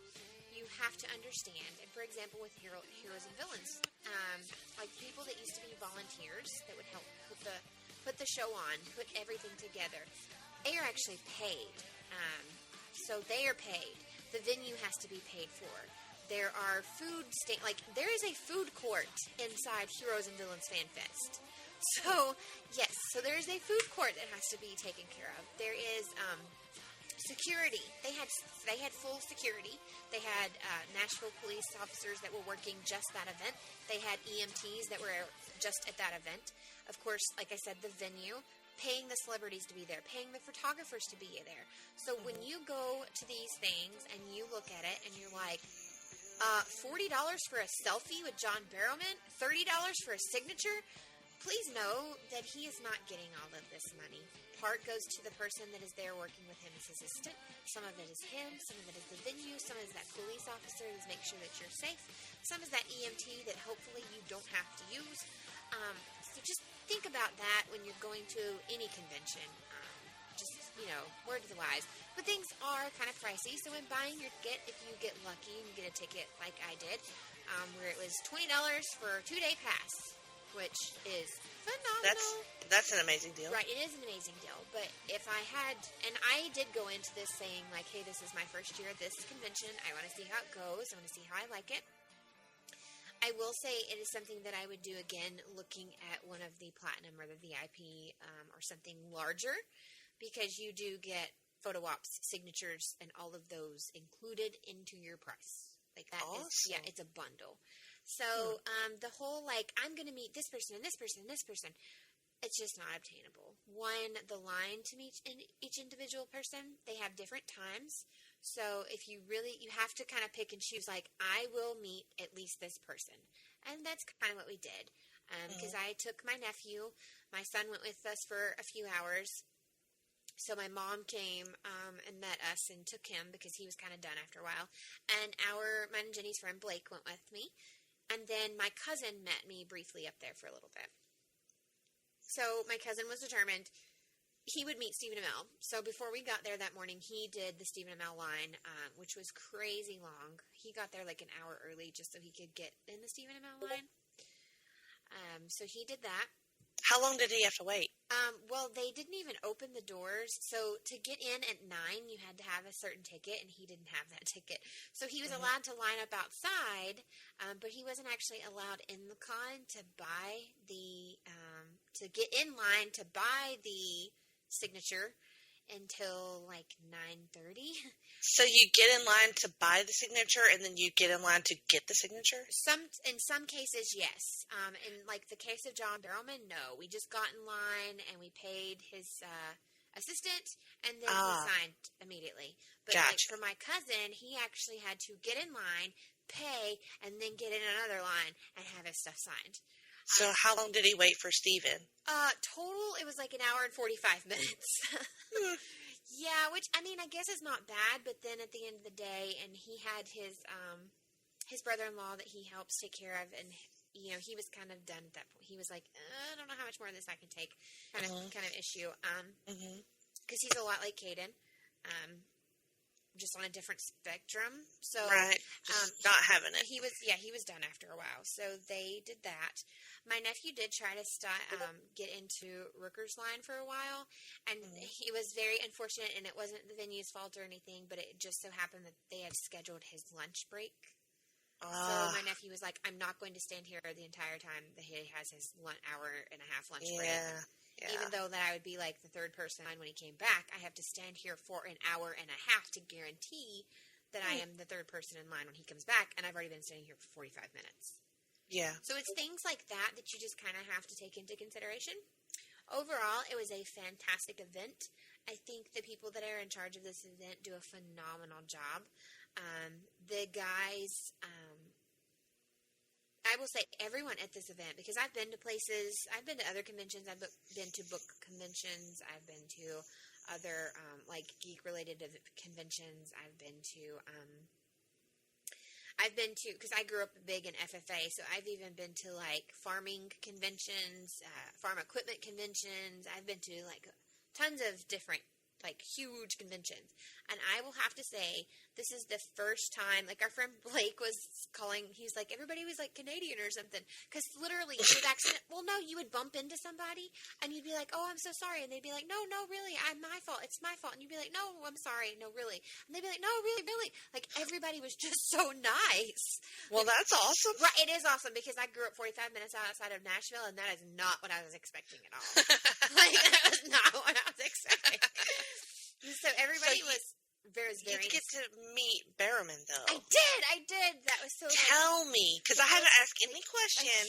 I've been waiting to talk here. So that was like a huge bucket list item for me. When we finally made the decision, and I knew Blake also really wanted to meet Barrowman as well, so I kind of was like, all right, I can't even squeeze my big pinky toe into Amel's panel. Clearly his line is way out of my league. I will have to, like, obtain for that at a future date. I am going to set my sights on Barrowman. So that is exactly what we did. And we got in his line. I think we only waited for maybe 30 minutes. We got into it at like just an opportune time. We just happened to know he was finishing up one set of photo opportunities, and so he was going to be back at his booth to do signings. And so everybody that was doing a photo op that wanted to do a signing hadn't had time to come over yet. So we were pretty close in the line. I mean, you saw like some of the pictures I sent where he was like throwing things at us. So, I mean, we only waited like maybe 30 minutes for him. Maybe if you know, and then when he actually got to the table, he stood and talked to everybody as like a group. And like I said, he was throwing out like packages of Tim Tams and like, because he actually... At one point, he's, like, throwing out packages of Tim Tams, and then he looks at me, and he's like, here, can you catch this? And I was like, and my hand was full of, like, a ton of shit, and I'm like, maybe? And he looks at Blake and my nephew, and he's like, boys, can she catch? And they both giggle. And I'm like, I can try. Miranda, that's when you throw all that fucking shit in your hands on It the was floor my and stuff say, I I needed won't catch that, John Barrowman. It was my stuff I needed him to sign and my purse and my money, and I was like, ah! Set it on the floor and catch whatever he fucking throws at you. Well, I was going to. I was trying to catch this package of Tim Tams that he was throwing out. And the guy in front of me, he wasn't mean, but he was a bit bigger than I am. In, stature and such, and he caught them, and John Barrowman looks at him and points his finger directly in his face and goes, "Those are to share." And then he commenced with opening boxes of moon pies and tossing out individual moon pies, and he's like, okay, I fed you all. Now, give me time. Stand back. I got time. He's great. He is fantastic. And then, so that was the line, and then we did wait for about 20 minutes or more. So, as the line progressed to him, but we actually only had to wait like 30 minutes for him to get to the booth and converse with everyone, be friendly, and it was great. And I decided, I was like, I'm paying for this selfie. I don't give a crap. I'm getting my item signed that I wanted signed, and I'm paying for the selfie. So I decided I'd pay for the selfie, and all three of us were just going to be in it. Because, unfortunately, they have to charge per, right. If we all three wanted separate phones, but if you all just say, hey, we want to do a selfie, it's like one price. So that's something to learn. Yeah. Okay, thank you. Yes. So, you, Susan, and James could pay for, that's one selfie. One. So, yes, so he did one selfie, and he was fantastic, and he hugged us all, and he was super great and very nice, and he loved talking anything Captain Jack. I mean, it's not that he's opposed to Malcolm Merlin at all. That's not what I'm saying, but we did tend to notice, and I didn't notice it so much at first. It was kind of pointed out to me by one of our friends, but he did just totally embrace anybody that was anything Captain Jack. So we I had my TARDIS backpack purse, just because backpack purses at conventions are fantastic. So that's the one I just happened to grab for that weekend. It was that or the Marvel, and I'm glad I grabbed the TARDIS bag. Because he was he pointed at it, did a little clap, and he was so embracing of everyone, whether you were a fan of his because, you just liked Barrowman because, he's done other things too, or you were like, you're Malcolm Merlin and I love you, or if it was you're Captain Jack, or, oh my God, you're just John Barrowman. It didn't matter. He was very accepting of everyone, and he was so nice, and,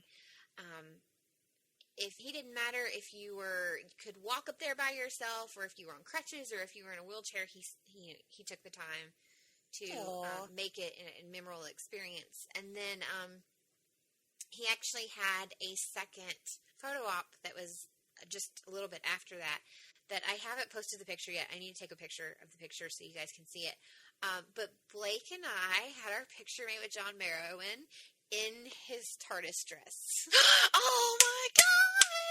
I did not know that. Yes, we did. You sneaky bitch. Yes. It's great. Seriously? Not even joking. It was probably one of the best experiences ever. I don't think I've ever laughed so hard. We had so much fun. And then he even came out again, when we were in line, and he was like, okay, coat. No, he was very personable. It was like a friend coming out and saying, when you and I are planning pictures, and we're like, okay, Jenny, hair up, hair down. It was almost like just talking to a friend that I had known for forever. He was just, I would go to a convention that had John Barrowman at it just to spend more time with John Barrowman. That is amazing. He was everything I thought he would always be and more. He is completely genuine. When we got back to my nephew's house that night, I found out that he is one of the most famous gay dance bars in the country. They have a big one in Nashville called Play. And he went Friday night, and then they have one of the biggest drag shows in the South. And he went back Saturday night, and he was inviting everyone to come, and I was like, oh my God, we would have gone if I had known this. That would have been awesome. I wanted, and everybody, my mom was like, what? I was like, yes, I would have told I wonder if he dressed up. I don't know. I think he just went to watch. Yeah, I think he just went to watch and commentate, and, he took the girl that's his assistant, and I noticed in the picture, if you look at his Instagram, the couple of the guys that were there with him and his assistant, they were actually the guys that were that took mine and Blake's picture. They were in charge of the photo. They're the people that run the photo session for Heroes and Villains for the photo op.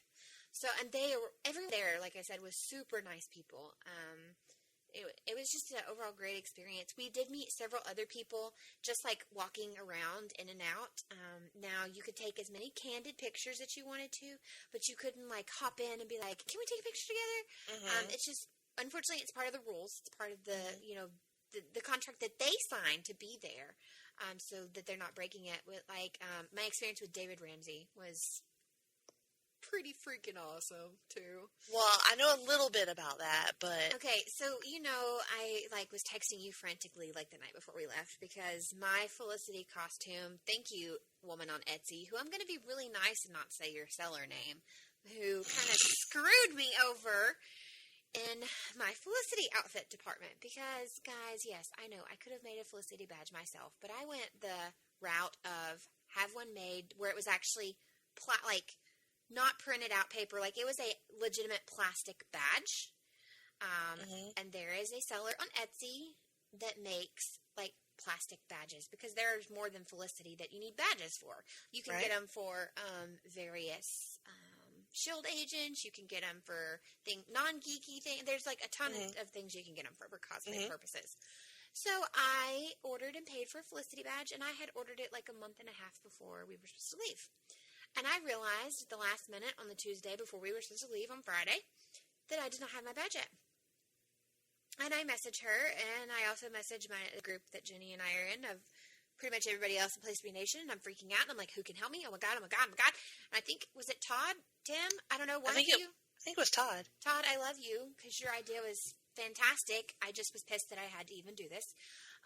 So the boys came up with an alternative for me. Todd came up with the idea of, just get just photo print it. Actually, what I did, I own my own laminator, so I went to CVS, I printed it out on photo paper, I laminated it, and I stuck it in the badge holder that my husband got for me from work. So, it worked out. And then I forgot it. Well, crisis averted until I left it at home. But, whatever. I made it. It doesn't matter. I made it. It's okay. It's okay, because they gave me a badge to wear there anyway, so it would have been hidden by the badge I had to wear all day anyway. It's okay. So either way, I still wore the dress that you helped me pick out, and I did the belt, and I ended up having to wear tennis shoes because my shoe broke, while we were getting dressed that morning. So, damn, girl. Well, it worked out because really, who wants to wear heels around that floor all day? Not me. Not me, because I don't wear heels on. If you are someone that wear heels normally, maybe. But I don't, so. Not that person. I ain't that person. No. So I bought, $6.50 tennis shoes from the Dollar General before we hit the interstate, and they be awesome.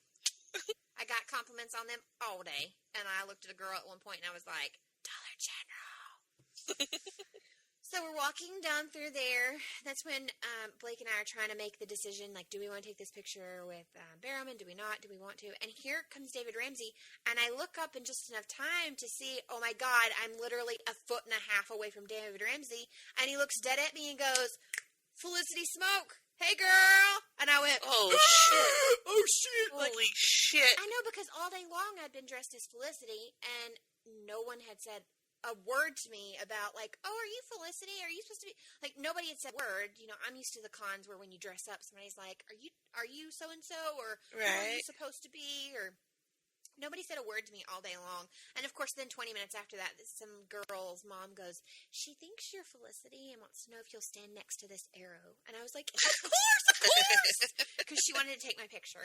I need details about what Ramsey's arms look like. Those are the most important details.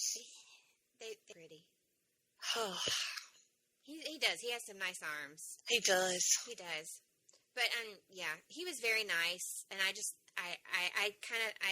kind of bowed, I curtsied, and I said, "Why, thank you, hello, sir," and then kept walking because he was clearly trying to walk either to the restroom or to eat or something. Yeah. And so we said, hello, and thank you, and he was very, very nice, very nice. And that was my heart was like, girl. Girl. I know. I was like, I'm going to make Jenny mad because I tweeted it. And Jenny was like, and of course, you saw how close we stood to my dear sweet Alfred. Yes. Sean Pertwee. My mom was Lord, he had, is like, gorgeous. Palpitations. That was like the one thing my mom asked. Because, I bought her ticket so that she could come and get Caden from me and then help me with Caden while we were there. And then he, it was the first time I ever went without my baby.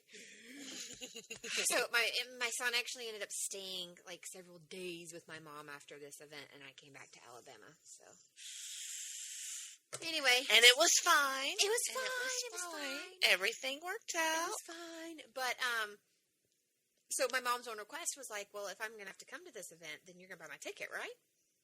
And I said, well, yeah, that would make the most sense. So I bought our ticket, and then, like, was it 2 or 3 weeks before we got ready to leave, they announced like a week before we left, like, last minute, like, hey, look who's coming. I thought my mom was going to, because she has a heart murmur, so I joked, I was like, Mom, if you don't calm down, like, I'm literally going to have to call the EMT over here.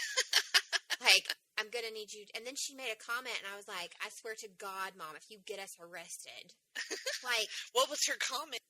I don't even remember exactly what it was now, but it was like hopefully it was really dirty. It was like something straight up you and I would say during Nerd Eye Candy. It was like straight up like way out there. And then respect Miranda's mom. Respect. And then I do just have to say, I bet this woman doesn't even listen to us or know who we are. But there was a lady sitting next to us. Her and her family, and they were also waiting for Sean Pertwee. And my mom and I made a comment because my mom made the comment of, yes, I have been looking at his sexy face since Doctor Who. Aww. And so the lady was like, I didn't realize he was a doctor. And we said he was on Who. Because I think he had like a couple of super small parts. His dad was actually John Pertwee, the doctor. Right. So this lady misunderstood me, and I didn't realize she misunderstood me until halfway through his panel, because she gave me a really dirty look when he was like, as you know, my dad, the doctor. And she gave me a dirty look. And I realized at that point, that woman did not know what I was talking about. The dear lady from Nashville who was sitting next to me at the panel for Sean Pertwee, I know exactly what the hell I'm talking about. You just did not hear me correctly because you were on your third drink, and I actually repeated myself twice. But whatevs. Oh, there's drinking at this? Oh, there was drinking. I got this drink that was called the Supernatural or something. I don't know. I took a picture of it. I had one because I was like, okay, well, it's noon. My mom's coming to get my kid. We're not leaving till 6, right? I mean, yes, I'm driving, but if I'm drinking at noon and we're not leaving till 6, I can have one. Right? Right. Okay. So I get one, and I'm waiting for my mom to get there, and it's actually in a couple of the pictures I took. I'm like, wow, I look really like a drunk right now, because it's in a few of the pictures, because I couldn't hand it to my nephew, because he's 20, and obviously I'm not handing it to my kid, and I'm not sitting it in the floor to get knocked over so I can take a picture with people. So I'm holding it. You gotta do what you gotta do. Right, so I'm just holding it. I'm like, whatever, what the fuck ever. So I'm holding it. And then my mom gets there, and my mom asked me a question, so I turned my head really quick, and I went, whoa, I feel it now! It was like rum and blue Curacao, and I don't know what all it was. I think Blake may remember, because he's really good at that, remembering of stuffness. I swear, I think he's got, like, one of those memories where you can read shit and you just remember it forever. I didn't realize that alcohol was an option at these things. Oh, yes. Alcohol is an option at this thing. That changes the game for me, honestly. I got really upset, though, because I did not know this whole time that Knocking Point Wines, which is Stephen Amell's wine. Right. So his wine had a booth that you could buy from. And they announced that weekend that, oh, by the way, one of the reasons that there was a event Saturday night that we wanted to go to, but I didn't want to leave my nephew out because it was $5 a ticket, but we were like, we don't care. It was food and everything. And it was a private event. There was only so many tickets. It was a private event, but it was Knocking Point Wines. So it was him and his buddy that owned Knocking Point Wines. And so I was like, well, if I can't meet Stephen Amell, that would be the perfect way to do it that night. But they checked IDs at the door. Oh, man. And we were even like, can he come dressed as a giant red X and be everybody's DD? Like, he wants to pay the $85 He be everybody DD. Like, everybody. Like, he was even They didn't upset go for too. that, though. Yeah, they didn't go for that. But we understand Yeah. why. But the reason they did that is because Knocking Point officially announced that they are going to have a Knocking Point wine store in Nashville. So I feel like my chances of seeing Stephen Amell in Nashville when I go home now are increased. That rational thinking there. Right. Yes. So you can Instagram stalk him and get that shit figured out. Oh, hells yeah. I am totally down for Instagram stalking. Girl, I've already written down the date for next year's Nashville Heroes and Villains. I ain't even kidding. Like, so, yeah, we missed that. We understand. But my nephew was like, if they do that again next year, I'd be legal. I was like, who'll be RDD? Call an Uber. No. Well, no, because remember where we stay at, the house that he owns, that we stay at, is actually in Clarksville. So it's actually like a 40-minute drive. That's right. I ain't taking no Uber. 40 minutes? True. No. So, what else was there that I knew you'd be really excited about? I knew you'd be excited to hear about the wine store. Yes. And so I did not get to meet Stephen Amell, which was like one of the biggest goals. I was very kind of bummed about that. But my experience with John Barrowman kind of like made it better, all the more better. And then Pertwee made it all the more better. He was amazing. He was absolutely amazing. David Ramsey, amazing. Right. Did you guys go to any panels or anything like that, or were you just like? The Pertwee, the pictures I have of Pertwee, they had two different, and I loved the way this con was set up. This room was so gigantic that they had all the main panels back in the far right corner, and then they had a little center stage in the very center of the room, and you couldn't hear, like you could tell something was going on at one stage versus the other, but it didn't take away from the others. It was very neat. There was no run-in from like this ballroom to that ballroom to this building to that building. It was all one giant ass. Like, when you got in there, you could, for all intents and purposes, stay in there all day if you wanted to. There was, like I said, there was the food court, there was everything. And apparently, because Heroes and Villains, and they also are the ones that own Walker Stalker. So they do Walker Stalker and Heroes and Villains. And the gentleman that does their EMC is hysterical. We gave him shit for 45 minutes to the point where he was cracking jokes going, security, hey, these hagglers right here, her. Like, yeah, can you, like, he was great. I can't think of his name right now, but he was great. And I have a friend, I don't know if you've met him before, Ryan Quiones. Okay, so this guy and Ryan Quiones, I swear to God, could be brothers. Like, all weekend, there was somebody, we found a guy selling shoes and fidget spinners in the Opry Mall that could have been Phil. I kid you not, could have been Phil, like 10 years ago, beard. And then this guy that was the MC that apparently is always the MC for Heroes and Villains. It could be Ryan Quiones' brother. Every time I turned around, I was like, oh my God, you look like... And it wasn't just me. It was like everybody going, whoa! Like, we did do Pertwee's panel. We tried to make it to John Barrowman's panel because he did come out in the TARDIS dress. We missed it, but there was kind of no seating left for it. And then we stepped into the corner of Stephen Amell's panel, my mom and all of us, but the sound techs kept getting in my way, so it was kind of frustrating. I couldn't really hear and I couldn't really see, so we didn't stay. Did you ever lay on him at any point during the day? Other than him standing on the stage, no. Not like I did the others. Like the others, you know, I was able to, they were just like walking around. Like we even... said, I mean, Michael Rooker was even like, hey, hello, like walked right past us, waved at us and said hi and everything. So I'm trying to think of who else walked past, because there were several people that would just walk right past us like that, and, you know, we're like, hey. The girl that does Ivy, that is the only reason that Russell possibly might ever even think about watching Gotham. she walked right past and was like, "Hey!"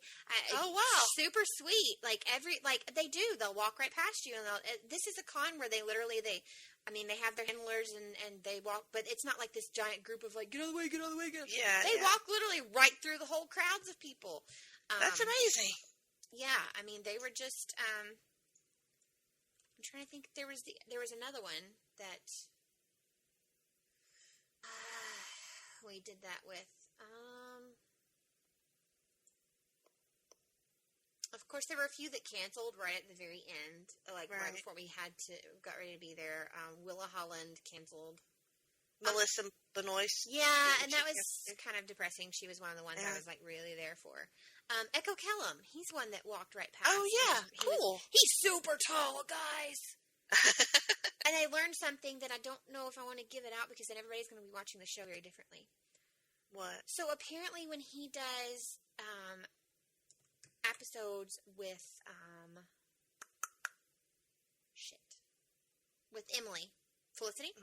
Apparently when he does episodes with Felicity, he actually has to crouch, like he has to do this weird, like, half, like, put his legs out in like a giant A and like squatting down. Because he's so much taller than her. And if you put her on a box, it would be obvious. So that's what they do. They have him, like, splay his legs or, like, scooch down. So he's actually... So when it looks like they're closer in height than they are not. He's tall. Like, I'm tall and saying he's tall. Like, when he walked past me, I was like, wow, he's tall. You would think there would be a camera trick for that or something. Well, that is probably the camera trick because do you notice him standing that way? I guess not. No, he's usually like behind something or... Right, and that's probably why now. Yeah. So, there were a few other people there that I never even saw, but Katrina Law was there. I did not even see her. The lady from Madison McLaughlin was there, the one that played Evelyn. I did not see her at all. The lady from S.H.I.E.L.D. There were a couple people from S.H.I.E.L.D., which you guys all know my whole story about S.H.I.E.L.D., so...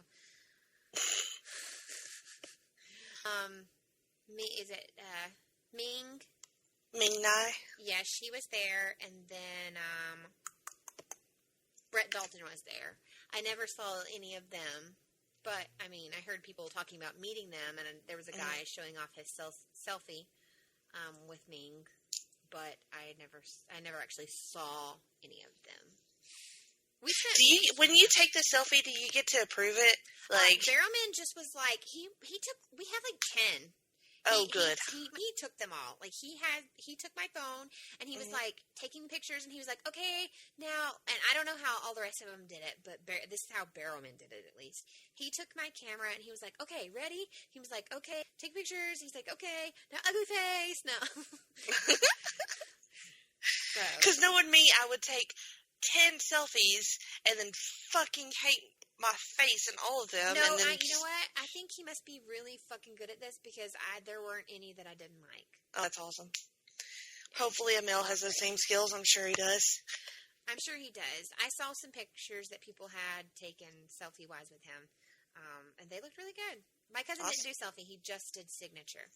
And I will tell you guys in advance, I don't know if I should, like, spew this stuff on the air. I don't know if I'll get in trouble. Like, if the one time heroes and villains would find us, and they'd be like, cease and desist! I really don't think you have anything to worry about. Labeling prices.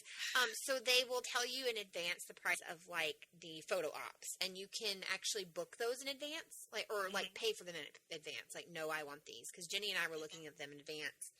Right. We were trying to make it to where she could go. But what they don't tell you in advance, and this is my only one of my critiques to heroes and villains that Blake and I were discussing. So there are some pretty good vendors there. For example, Tea Republic. Oh, I love them. They were there. And there was no list of vendors like on the website in advance. There's also an amazing group of tattoo artists that Blake found. Like I didn't even know they were there. It's called Geekster Inc. and it's tattoo artists from all around the country. And he was explaining to them like how you have to actually be considered to be part of this group. Like it's not like a like, hey, I'm going to be part of this. You have to, like, go through apparently a bunch of crap to be part of this group. Like, you can't just, but they set up, and they were actually doing tattoos. Like, you could book and pay, like, they have a card, and they say where they're going to be, what cons they're going to be at for the year. But I just thought Heroes and Villains, like, it'd been a great thing to be like, and this is a list of our vendors, and where you could click and be like, Geekster Inc., what?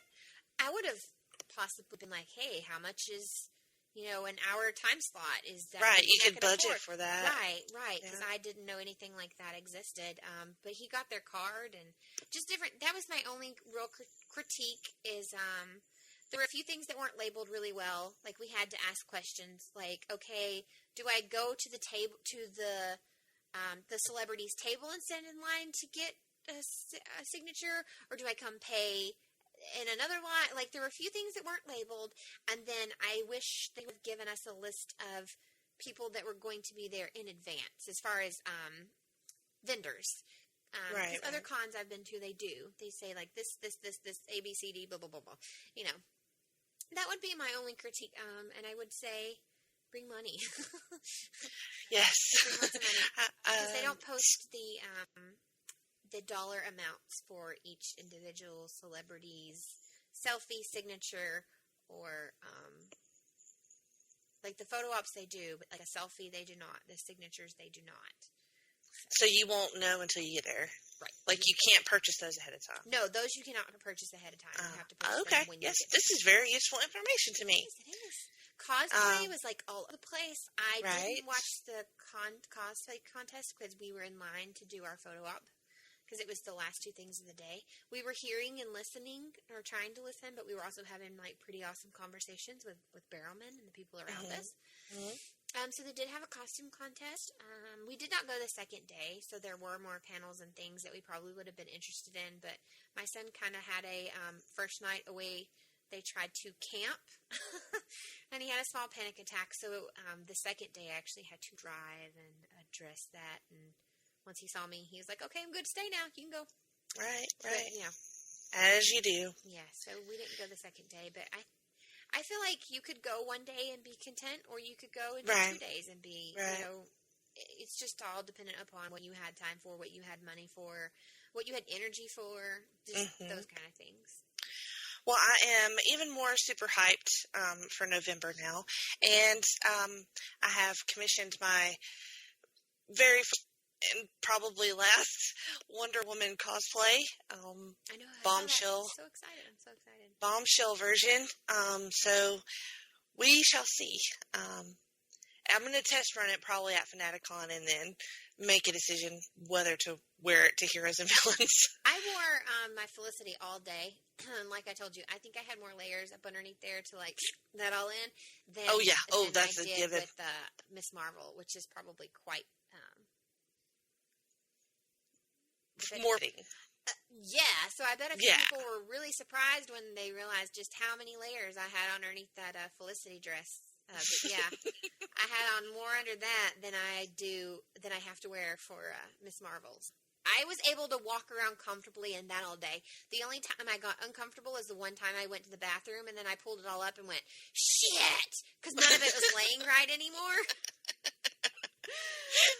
And so there was actually a girl laying beside me dressed as a Dalek, and I was trying to adjust myself in the bathroom, and she's like, do you want help? And I was like, that would be great. And then she saw my purse was a TARDIS, and she's like, but I don't know if I can touch you.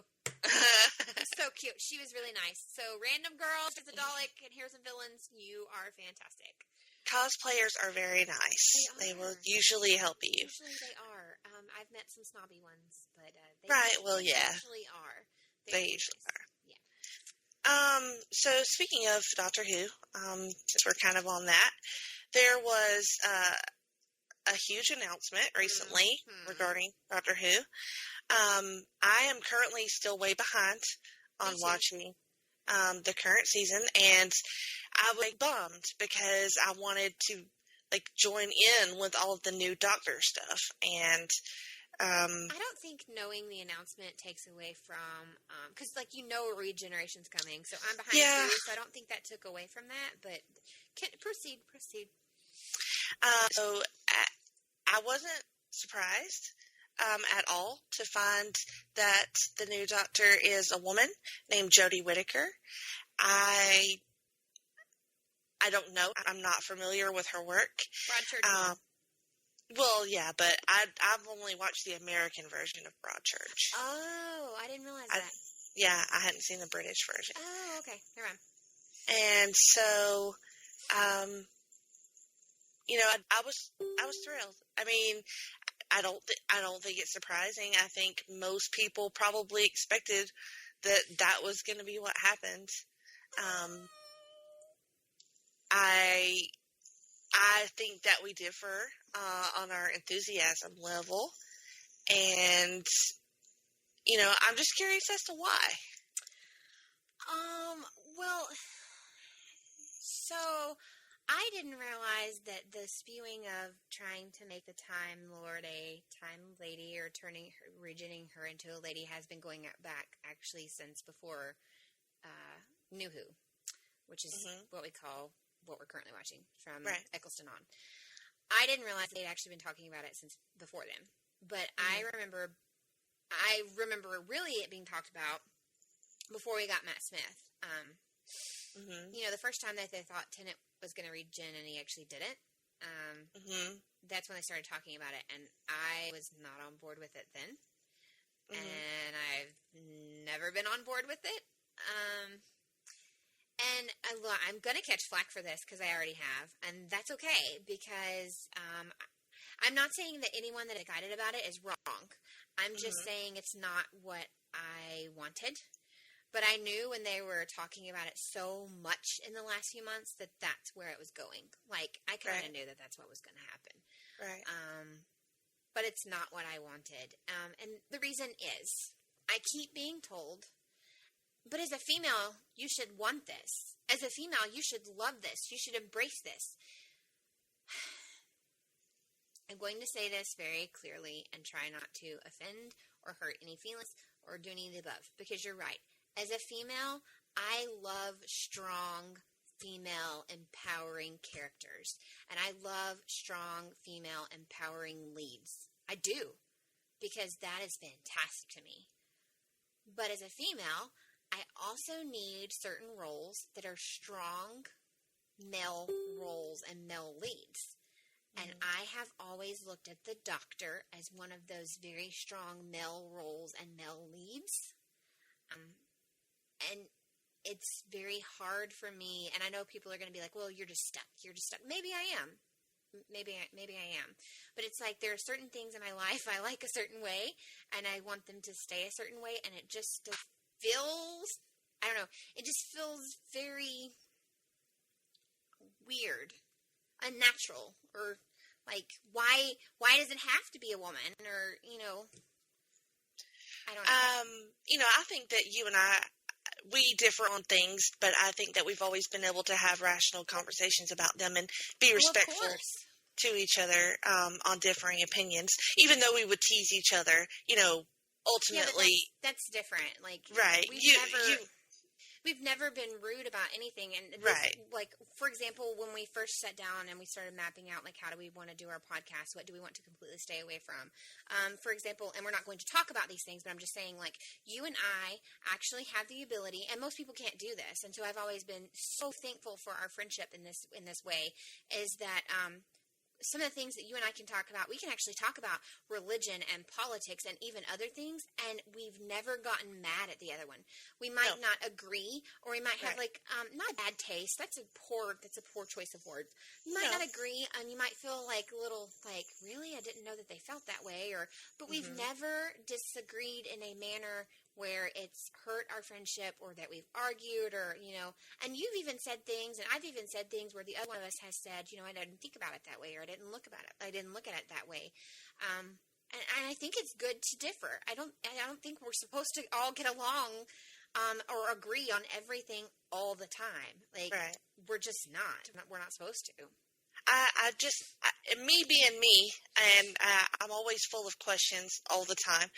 So I just wonder, like, is it because you feel like the Doctor as a man has more authority as a woman? Oh, no, not at all, because I feel women can just have just as much authority as a man can, so it has nothing to do with that.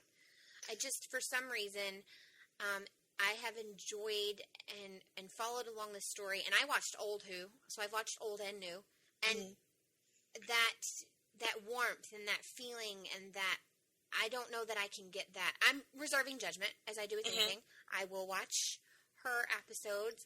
I'm not going to, stop watching Who because it's a woman. It's not what I wanted. But there are some other things that are changing within Who, too. So, I am glad to hear that you're still open-minded and willing to give her a shot. No, I'm not. I am not anti-feminism. I am not anti-females or changing things. It's just for some reason in this position, I have never felt like it should be changed. I liked where it was. There's part of the storylines to me. And then this would take all night. So this may be something that we look into discussing later after we both catch up. Maybe we do have a full sit down on Doctor Who debate. But there are parts of the story where now the Doctor will be female. Unless they explain things to me, and maybe they will. Maybe there is some explanation that will be coming. Unless some things are explained, there are certain parts that aren't going to make sense. To me, at least. And maybe everybody else just says, oh, well, it still makes sense to me, or, oh, well, of course they were going to explain it, or, there's 1,000 different things I can say right here to make it make sense. But what I'm saying is, there are several things, and like I said, I'm not caught up. I am a couple episodes behind, so maybe there's stuff they're already laying out for me, too. So, it's just an all-around, I don't know how to explain it without sounding, because it does. I noticed every time I try to explain myself, I sound sexist, and I'm a female. So everybody's and I keep seeing all these memes that are I saw the one the other day, and I'll just be honest, I got very offended by it, and I know, go cry me a river, triggered. I didn't say anything because I'm whatever, I'm going to get offended by shit all the, you know why I don't say anything when I get offended by stuff like that? Because there's 1,000 things that are going to offend me in my lifetime, and that's part of living, whatever. But there, that clip video going around where they're making fun of men that are upset that Doctor Who is now a woman? And it's call this number if you're... yes. Okay. Yes. So while it was kind of funny, I was actually kind of offended by it because I was not everyone that is upset about this decision is a man. It was a funny clip. Don't get me wrong. It was funny. But I was are you kidding? My mom, I was actually at the grocery store with Jerry when they made the announcement. And she was still here visiting. And my mom is a huge Doctor Who fan as well. And she's on the front porch, and she's smoking. And she's chain smoking. And I'm like, Mom, what is wrong? She's like, did you see it? And I'm like, did I see what, Mom? And Jerry and I had actually just got out of the truck finishing a conversation about it. Jerry is not a Doctor Who fan, but he's a huge Torchwood fan. So there's a lot of things about Who. Yeah, he doesn't like Who. He tried to watch it. He doesn't like it. Loves Torchwood. Torchwood's amazing. Loves Torchwood. Oh, it is amazing. But he absolutely loves Torchwood. Doesn't really care for Doctor Who at all. He will sit and watch episodes here and there, and sometimes he'll even look at me and go, this is fucking weird. And he loves... Calls it is. Right, well, it is. And he loves fantasy and sci-fi and all kinds of stuff. But he and I had just got out of the truck having a discussion, and here I walk up, and she's chain smoking. Did you see it? And I'm like, did I see what, Mom? And she's like, the fucking announcement. And I'm like, what are you talking about, Mom? It's not occurring to me that she's talking about the same thing that I had just gotten done talking about. And she's like, they did it. They fucking did it. I can't believe they fucking did it. And she throws out the cigarette and she lights another one. Oh, God, she is livid. She's, beyond livid. She's livid to the point that she's like, I don't know if I'm going to watch it. I'm like, Mom, but she doesn't like her at all. She's watched her in a bunch of things, and she does not like her either. That's valid. It's not just add because they made it a woman. It's I'm mad because they made it a woman, and why the fuck did it have to be her? That was her exact words. And I went, but Mom, and she goes, fucking Broadchurch, Mom, stupid. And she kept going, and I was like, Mom, and she goes, no, she was a whiny little twit. Beep, beep, beep, beep.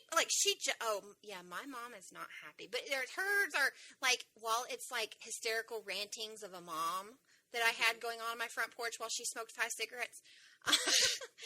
Hers is, what it basically boils down to is she's mad because it is also a female, but she's also mad because it's Jody. She doesn't like her. Okay. She said, I've watched her in numerous things she's been in.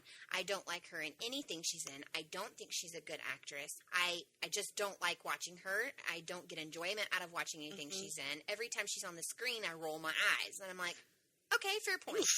I don't feel that way. I liked her as the Broadchurch mom. Like, she broke my heart as the Broadchurch mom. A little whiny, but, I mean, hey, your kid is missing. Right. Oh, your kid is, and now your kid is murdered. So, yeah. I don't, yeah. Well, that's interesting. Yeah. And totally valid that not everybody that is upset are men. Yes. It's not all men. I was actually quite surprised at some of the things our friends said about it, our female friends said about it. I was shocked, actually, to find their views we did on have it. a few more friends that felt more. I thought a lot of them, and I hope none of them think that I think weird things or anything. I just thought a lot more of them would side with you. Not that it's like one way or the other, but you know what I'm saying. Right. I thought that I thought they would be more excited. Right. I thought that their opinions would be a lot closer to yours and be, more to your end. And I am actually seeing that more people than I thought kind of feel the same way I do. Like, I'm going to reserve judgment. I liked her in this, or my mom named off like a bunch of stuff she was in, and I was like, oh, okay. I only knew her from like Broadchurch. Apparently she'd been in something else I watched, but I didn't remember her being in it, so clearly she wasn't that fantastic because I didn't remember it. Right. But a lot of other people are doing the same thing, like, hey, I'm going to reserve judgment, but I love Doctor Who enough that I'm going to continue the storyline. I'm going to see how it goes. I just, and then part of me, as I was sitting there listening to my mother rant, is because I started watching Who a long time ago because my mom and my uncle, right? And then my mom watches New Who because of me. So I'm wondering, you know how sometimes we grow up and we have complete opposite opinions from our parents? Because that's what one does. And then sometimes we grow up and we have a lot of the same opinions as our parents. So as I was listening to her, because I can explain why I feel this way, I don't feel the same way she does. I'm just wondering, like, does it have anything to do with maybe my experience with her and our old Who together? I don't know. Like, I truthfully don't know. I do know that I can tell you it has nothing to do with me thinking that females can't be in that kind of authority. And clearly, well, that's good. I mean, it has nothing to do with that whatsoever.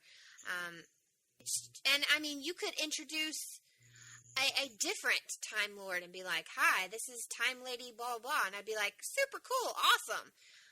But you're changing my doctor into a lady I don't particularly care for. Okay. Like, is there a reason? I guess, so you asked me if there was a specific reason, why I was against it. Is there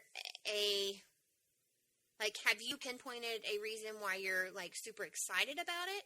Or is it just all around you're ready for some change? Or what was it for you that when they announced it, you were like, oh, okay, I dig this? I think it's time. I think Missy, my love of Missy in her villain role has really whetted my appetite to get a female doctor, because I have adored Missy and adored Michelle Gomez's performance as Miss, and I think there's room there for a female actor to do something different, and it's in the spirit of Doctor Who was one of my number one reasons for it. The whole point of that show is to be different and strange and push boundaries, make people think things that they don't normally think. Like, I think it's in the spirit, and it's time. Like, it's time for this. At least to try. Now, how it goes in execution is a whole different thing. Like I said, I've seen her in like one episode of Black Mirror. So to me, it's like I've never seen. I can go back, obviously, and watch some of her stuff and probably make a more informed decision. But I mean, you know what I mean. Right. And but to me, it just feels like it's Stephen Moffat's going, Peter Capaldi's going, the companion, Pearl Mackie, she's going. So it's all fresh now, and let's do something different and see how it goes. Well, and that's totally the point of that show. Right. And I can see that, and that is a very valid, that's a valid explanation and a valid point. But the companion going leads to another question, because if you're familiar with old Who, on occasion there would be male companions. So do you think this is the dawn of bringing back a male companion? I would like to see a male companion with her. Honestly, we had Rory, but that's really the last time. And then, I mean, Idiot Mickey kind of sort of hung out for a little bit, but not really. That's all we really had in New Who that would be. But I don't want to see a male. I don't want to see a male in that role for any kind of sexist reason. It's not like I want to see them subservient to her or submissive to her. If anything, our journey is with the companion, less than the Doctor. So, I think there could be an interesting dynamic there, and I think there's stories, so many stories they could tell. Well, and they're also, the Master is not going to be Misty anymore. He will be back in his original form, as him, having a loss of his name when he's...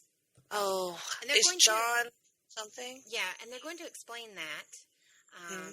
But so I'm wondering, like, the Master is a man, so we're now going to a female Doctor. Do we go to a male companion? Like, there's so many things, and like you said, Moffat's out. He's done, and we're getting a new writer, so there's so many changes. So I'm wondering, I'm going to watch, and I'm willing to watch, but I, unlike several people, actually adored Capaldi. And I did too. I thought we were going to get him just a little bit longer. I did too. And then I just had that fear of, that whole Ecclesian season where, like, do we have another one of those? Like, where he's like a 10 episode season and kaput, and we get, because it just didn't work. Well, out of that came David Tennant. So, it did. You just kind of roll with it. And I guess we do. There's a lot of questions that just can't be answered until we watch it. Reserving judgment. I will say, anybody that feels the way I do, or is not too excited, please reserve judgment. Don't start writing posts about how you hate Stephen Moffat and you hate Doctor Who and you're never going to watch it again. Please just try to go into this with, you are a Doctor Who fan. You are a Doctor Who fan before you were a Tennant fan, before you were a Capaldi fan, before you were a Moffat fan. You were a Who fan. So try to remember that and be with me and say, let's reserve judgment. And remember that I love Doctor Who, and I love the Daleks, and I love the Cybermen, and maybe they'll bring back the Adipose one day. Yes! Yes, please. And, I love the stories of the companions, and as much as I didn't like Donna, she had some of the saddest stories ever, and so, who knows, maybe, you just stick with it, and please don't give it up. Unless, I guess if you're like my mom, you just absolutely hate Jodie at the end too, and I guess there's just no talking to you. It would be like if The Rock got cast as the Doctor. That would be the end point. I love The Rock, and I know your hatred for The Rock, but that would not work for me either, because no. It's just, no. So, that would be, no. I can say your mom at least has valid reasons, and they're just not based on gender or being sexist. No, yes, she's mad because it's a woman, but at the end of the day, she's mad because, you picked a woman, and I kind of knew it was going to happen, but you picked her? Right. What else? I know we're running a bit shorter time, because we did have a definite endpoint in mind for this podcast. We're trying, guys. We're trying super hard. We are. Trying super hard. So, I know I've talked a lot on this podcast, but I had a story that I wanted to share in the little segment that we've done once or twice before where we have Adventures of Evil Midget and Boo Boo. Mm-hmm. Well, Evil Midget did a funny involving YouTube. Mm-hmm. Oh, Lord. Yeah. So, I'm sitting here a few weeks ago. I'm actually back there working. I'm in the middle of an interview. And on my phone screen pops up, you have new viewers. Mm-hmm. And I'm thinking to myself, I have new viewers. No, it said you have new subscribers. And I was like, okay, whatever. Because, you can subscribe to somebody on YouTube even if they don't post content. So, I mean, I've had a YouTube account for years now. And I've had people that subscribe off and on. And I'm like, I don't know why you subscribe to me. I don't post anything. But whatever. Okay, sure. So, it was like, you have a new subscriber. And I was like, oh, okay, whatever. And then, like, a couple of hours later, I look at my phone, and there's an update that says, you have new viewers. Mm-hmm. And I'm like, what do you mean I have new viewers? So then it was like, thank you for your name change. What is going on here? I've been hacked. It's Russia. Right, well, right, right. Got me. Putin did it. I could be one of my best friends' grandmas. Have I ever told you guys that she's Japanese, right? And so she used to blame everything on the emperor. Like even after age, like yes, she'd be like, "Oh, it's all the emperor fault. It's all emperor fault." Oh God. Yes, her grandma's quite the hoot. Oh, so Lord. that's what. Yeah, so it's Putin. It's Putin's fault, right? So I'm thinking to myself, what the crap is going on? But I don't have time to worry about because I'm in the middle of interviewing somebody for a position that they applied for. So later I come out for my lunch break and Caden's like really excited and giggling about something and I can't figure, I'm like, what the crap is going on? And then I get another update from YouTube that is like, you have a comment. And I'm like, what the holy fuck is going on? Okay, so you know how him and Ethan have been on us for months about we want a YouTube channel. It's been like a year and a half, 2 years now. They want a YouTube channel. And we keep saying what? No. I keep saying, who the fuck would watch this, Ethan? We're like, no. Just no. Just no. Just no. So, Caden recorded 2 videos using his dad's iPad. Logged into my YouTube account, changed my account name from Mom's a Nerd to The Demon King. He changed the logo to face of Freddy Fazbear from Five Nights at Freddy that he took a picture of his stuffed Freddy Fazbear. And he did 2 videos where he does not talk or show his own face in them. They are all made with stuffed animals, like Five Nights at Freddy's animals and Mario plushies and stuff. And when he wants to say something, he writes it on a piece of paper and then holds it in the camera frame. And then he changed the quote, you know how everybody has a line about their videos or about their channel? And it's like, I don't talk in my videos, okay? Okay. I was like, you've got to be fucking kidding me. I need to go look you up right now. Oh, I changed it back to Mom's a Nerd. But yes, go to my YouTube channel and look this shit up. And this was just a couple of days. Remember that video I took of the boys where they're explaining that game to us? Yes. Yes. This all coincided within just a short time of that. Either right before that or right after that. And I just haven't been able to tell you because I was like, I have to tell you something, but I'm saving it for the podcast. I've been saving this because everyone loved our YouTube antics so much last time. I just thought I should share it this time. I typed in Mom's A, and one of the options was Mom's a hoe. Yeah, I am not Mom's a hoe. That would not be me at all. That'd be bad. Oh, shit. I could probably find my link. Hang on. Okay, we can't do this on the air, but no, but I will look those up and send that to you. Yes. Yeah, please do that. Put it on Twitter. Oh my god. Oh, that's hilarious. Yeah. That's so hilarious. Ethan, I mean, boy, it's been non-stop gaming and YouTube this summer. I mean, like, he's been to the beach a couple times. He's been at his grandma's house. He had his birthday, a couple of birthday parties. And, you know, Caden came over and swam last week. And so there's been some activities, but there have been stretches of days where we've not left this house. Well, I mean, it's been a bit like storm all summer. Right. And he hates rain, so that boy has been logging the hours on YouTube and his Switch and the Xbox. Oh my God, we're up to 4 videos. Anyway, just continue. Oh my God, I don't even know what to say right now. But yes, he has. He asked his daddy just tonight, Daddy, we should start a streaming channel where we play games and narrate it. And John's like, no, we're not doing that. But you can tell that John just really wants to do it. He wants people to watch him play video games like he watches other people play video games. He talks about meeting, like, Zach Scott. And, oh, my like, God. Zach Scott apparently is, like, the hero. Him and Tobuscus and oh, my God. Have you heard the stupid chicken Nugget and a Biscuit song? Yes. Nugget and a Biscuit. Nugget and a Biscuit. I had never heard past Nugget and a Biscuit. That's all I knew, and it was stuck in my head the other night. So me and Jerry actually looked it up. Yeah. I laughed my fucking ass off, and it's not really funny. Like, I don't know why it's so funny, but it's funny.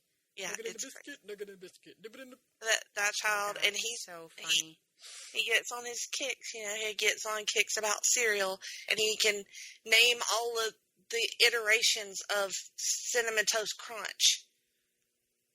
Like, why do you need to know this, son? Why? Because they do. It's but just so funny. I'm counting down the days until he goes back to school. Right. Let's just be honest with you. I'm prison style marking them off on the wall, and but he is not. He today he told me, because I said something about we're gonna go get your school shoes this week. It's new shoes for school, and he said, "Mama, don't say cuss words." And I said, no, he said, "Mama, you know I don't care if you cuss, but don't say this word." And I said, "What do you mean, school?" And he said, "Yes."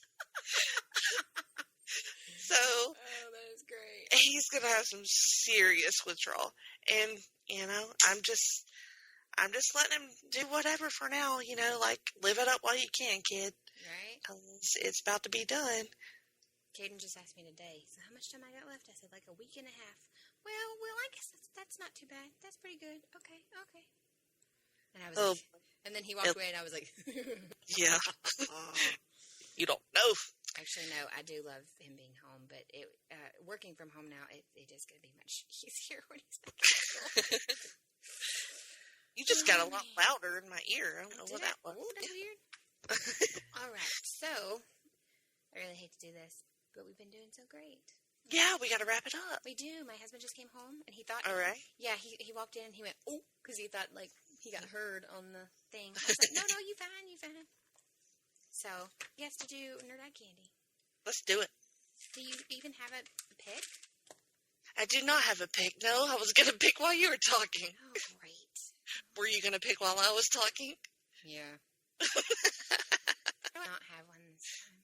I know, right? Oh, okay. Here's something. You know, I mentioned I'd been watching Star Trek: The Next Generation. Do you want me to do the thing or not? Oh, yeah, do it. Okay, you ready then? Yeah, I'm ready. Okay. Nerd Eye Candy moment. Thank you for that. You're welcome. So I've been watching Star Trek: The Next Generation, and I don't know if I've ever picked anyone from there before. I don't think so. But there was some conversation in our group chat about TNG, and mostly focused on the ladies. But in the episode I was watching, Commander Riker was in a silk robe, and he was rocking. I've seen that one. Yeah, he's a big dude. You know what I mean? Like, he's extremely tall, and, you know, I imagine he's muscular, but he's just like a big dude and weird. And just seeing him in something dainty like a silk robe, it was noticeable. It was, you know, interesting. And I've always been a Riker fan. I like him quite a bit. Possibly the genesis of my affection for bearded men. I'll discuss that later with my shrink, but I enjoy some Will Riker, and you know, it's a different sort of sex appeal than, say, Jean-Luc Picard, but equally as alluring, I would say. Yeah, I would say so. So that's kind of a throwback version of Nerd Eye Candy. Yes. All right. So I was doing my general, like, I'll just scroll through the Pinterest and see who I come up with. This is a kind of given, like, one that at some point was going to be picked. And if you guys haven't figured out by now, no, we're never going to pick our two husbands. Like, Mel are kind of like a given all day long. A given, yeah, exactly. They're given all day long, so that's why you will never hear them, because they are the reason this was created. Mm-hmm. So I think I'm gonna have to go with Henry Cavill. Has he not been a pick? No, I don't think you've picked him before. I have not picked him. No, I have not. No. That is excellent choice, and excellent choice. And you know, one of the things about him that like made me melt even more. What's that? He's a huge World of Warcraft player. I think you've told me that before. Yeah, he got that nerve. Yeah, somebody tried to tell me once that nobody that good looking plays World of Warcraft. Nah. And I was like, the things that he can tell you about the game, there's no way he doesn't play it. Like, okay.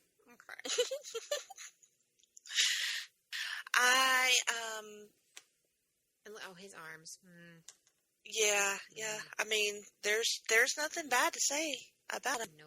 He is. He'd be pretty. Agreed. Very pretty. And I'm excited about possibly seeing his Superman resurrection in the Justice League coming at the end of the year. Well, I think that's one of the reasons why I decided to pick him. It's because there was a clip that they showed the other day from Comic-Con, and I was like, ooh. Okay. Lots of clips I liked from Comic-Con. I did too. But I'm just saying. Maybe that's what we should do next recording. Actually, I think the Hard Traveling Fanboys are recording a Comic-Con special tomorrow night. Well, that don't mean we can't. Different perspective. That's true. It's true. I think all we would do is be like, did you see what him look like? Right. Okay. I think I'm only talking about TV with them, so that's...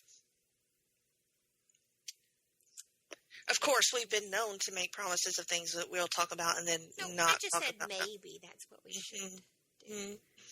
I don't know. I just kind of always put these ideas out there hoping that eventually... I mean, people do tweet us. We do. So I'm not saying... Occasionally. I'm not going to be like, hey, nobody ever tweets us. Because they do. I get stuff all the time. Our good friend Garner tweets us. He does. And then we have somebody on there, I forget his name. I was going to give him a shout out because he's a pretty consistent tweeter of ours. I don't think he's somebody we know personally, but that's okay. Unless we do and we don't realize who he is. Crap. Trying to get Twitter pulled up. It would be a really nice person here. Let me get her. It's somebody that tweets us pretty regularly. And of course, Twitter's like all different now, by the way. Yeah, it's all weird. Very weird. And, you can tweet us at Geek and Sassy. Of course.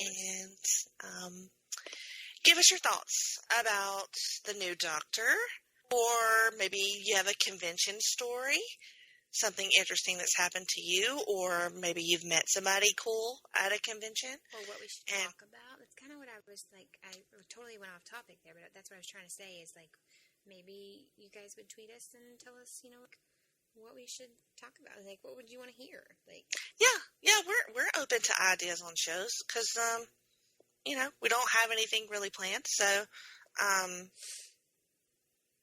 once the routine of school gets in shape, then we will definitely be recording more consistently. Mm-hmm. Did you find the tweeter while I vamped for a little bit? Well, I was on it. Crap, it's going to bother me because he's somebody that, like, usually tweets us. He's not part of Place to Be Nation or anything. And now he's going to feel, like, so let down because he'll be listening to this podcast and be like, really, guys, you can't remember my name? I'm sorry. I'm really sorry.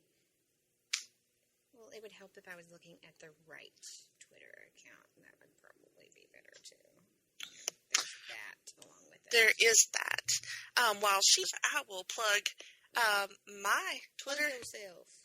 And that is at Jenny Cruz 2814. And Miranda is at Mom's a Nerd. Yes, always at Mom's a Nerd. And I found it. So I've been meaning to say thank you to Geek and Eats. Yes. Geek and Eats, yes. Yes. So he tweets us quite often, and I would have found that sooner had I not been on my personal. He does. Yes, quite fantastic. He tweets us quite often. So shout out to you, sir. Thank you. And you are one of my favorites on Twitter. Yes. Yeah, we've had some conversations. It's been pretty cool. He and Garner tweet us regularly. So. We're on Instagram at Geek and Sassy. Yep. Not anything posted recently, but like I said, we will be catching up. Yep. And listen to Comic Book Theater. It comes out at the end of August. Featuring both of us. And more people from Place to Be Nation. Yes, it is something. Yes. It surely is.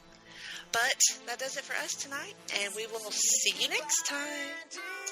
Bye. Pack it up and disappear.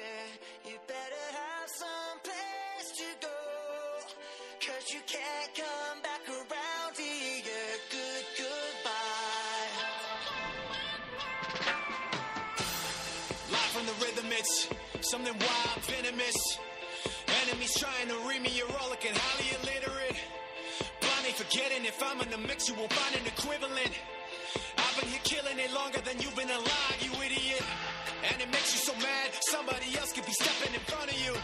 And it makes you so mad that you're not the only one, there's more than one of you. And you can't understand the fact that it's over and done. Hope you had fun, you got a lot to discuss on the bus headed back where you're from. So say goodbye and hit the road. Pack it up and disappear. You better have some place to go, 'cause you can't come back around here. Goodbye.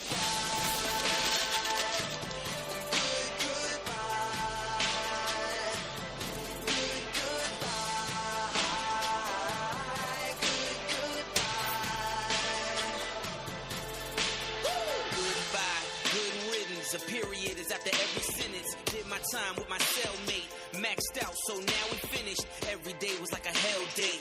Every night was like a hailstorm. Took her back to my tinted window, showing now she in rare form. Wings up, now I'm airborne. King push, they got a chair form. Make way for the new queen. The old lined up where they cheer form. Consequence when you ain't there for 'em. Were you there for 'em? Did you care for 'em? You were dead wrong. So say goodbye and hit the road. Pack it up and disappear. You better have some place to go, 'cause you can't come back around here. Goodbye. Goodbye.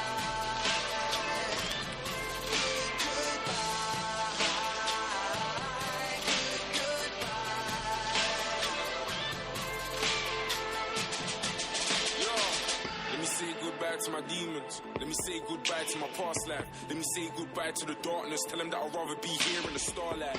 Tell them that I'd rather be here where they love me. Tell them that I'm yours, this is our life. And I still keep raising the bar light. Never seen a young black brother in the chart twice. Goodbye to the stereotypes. You can't tell my kings we can't. Man, and we're linking things in parts. Now I got a tune with Linkin Park. Like goodbye to my old hoes. Goodbye to the cold roads. I can't die from my postcode.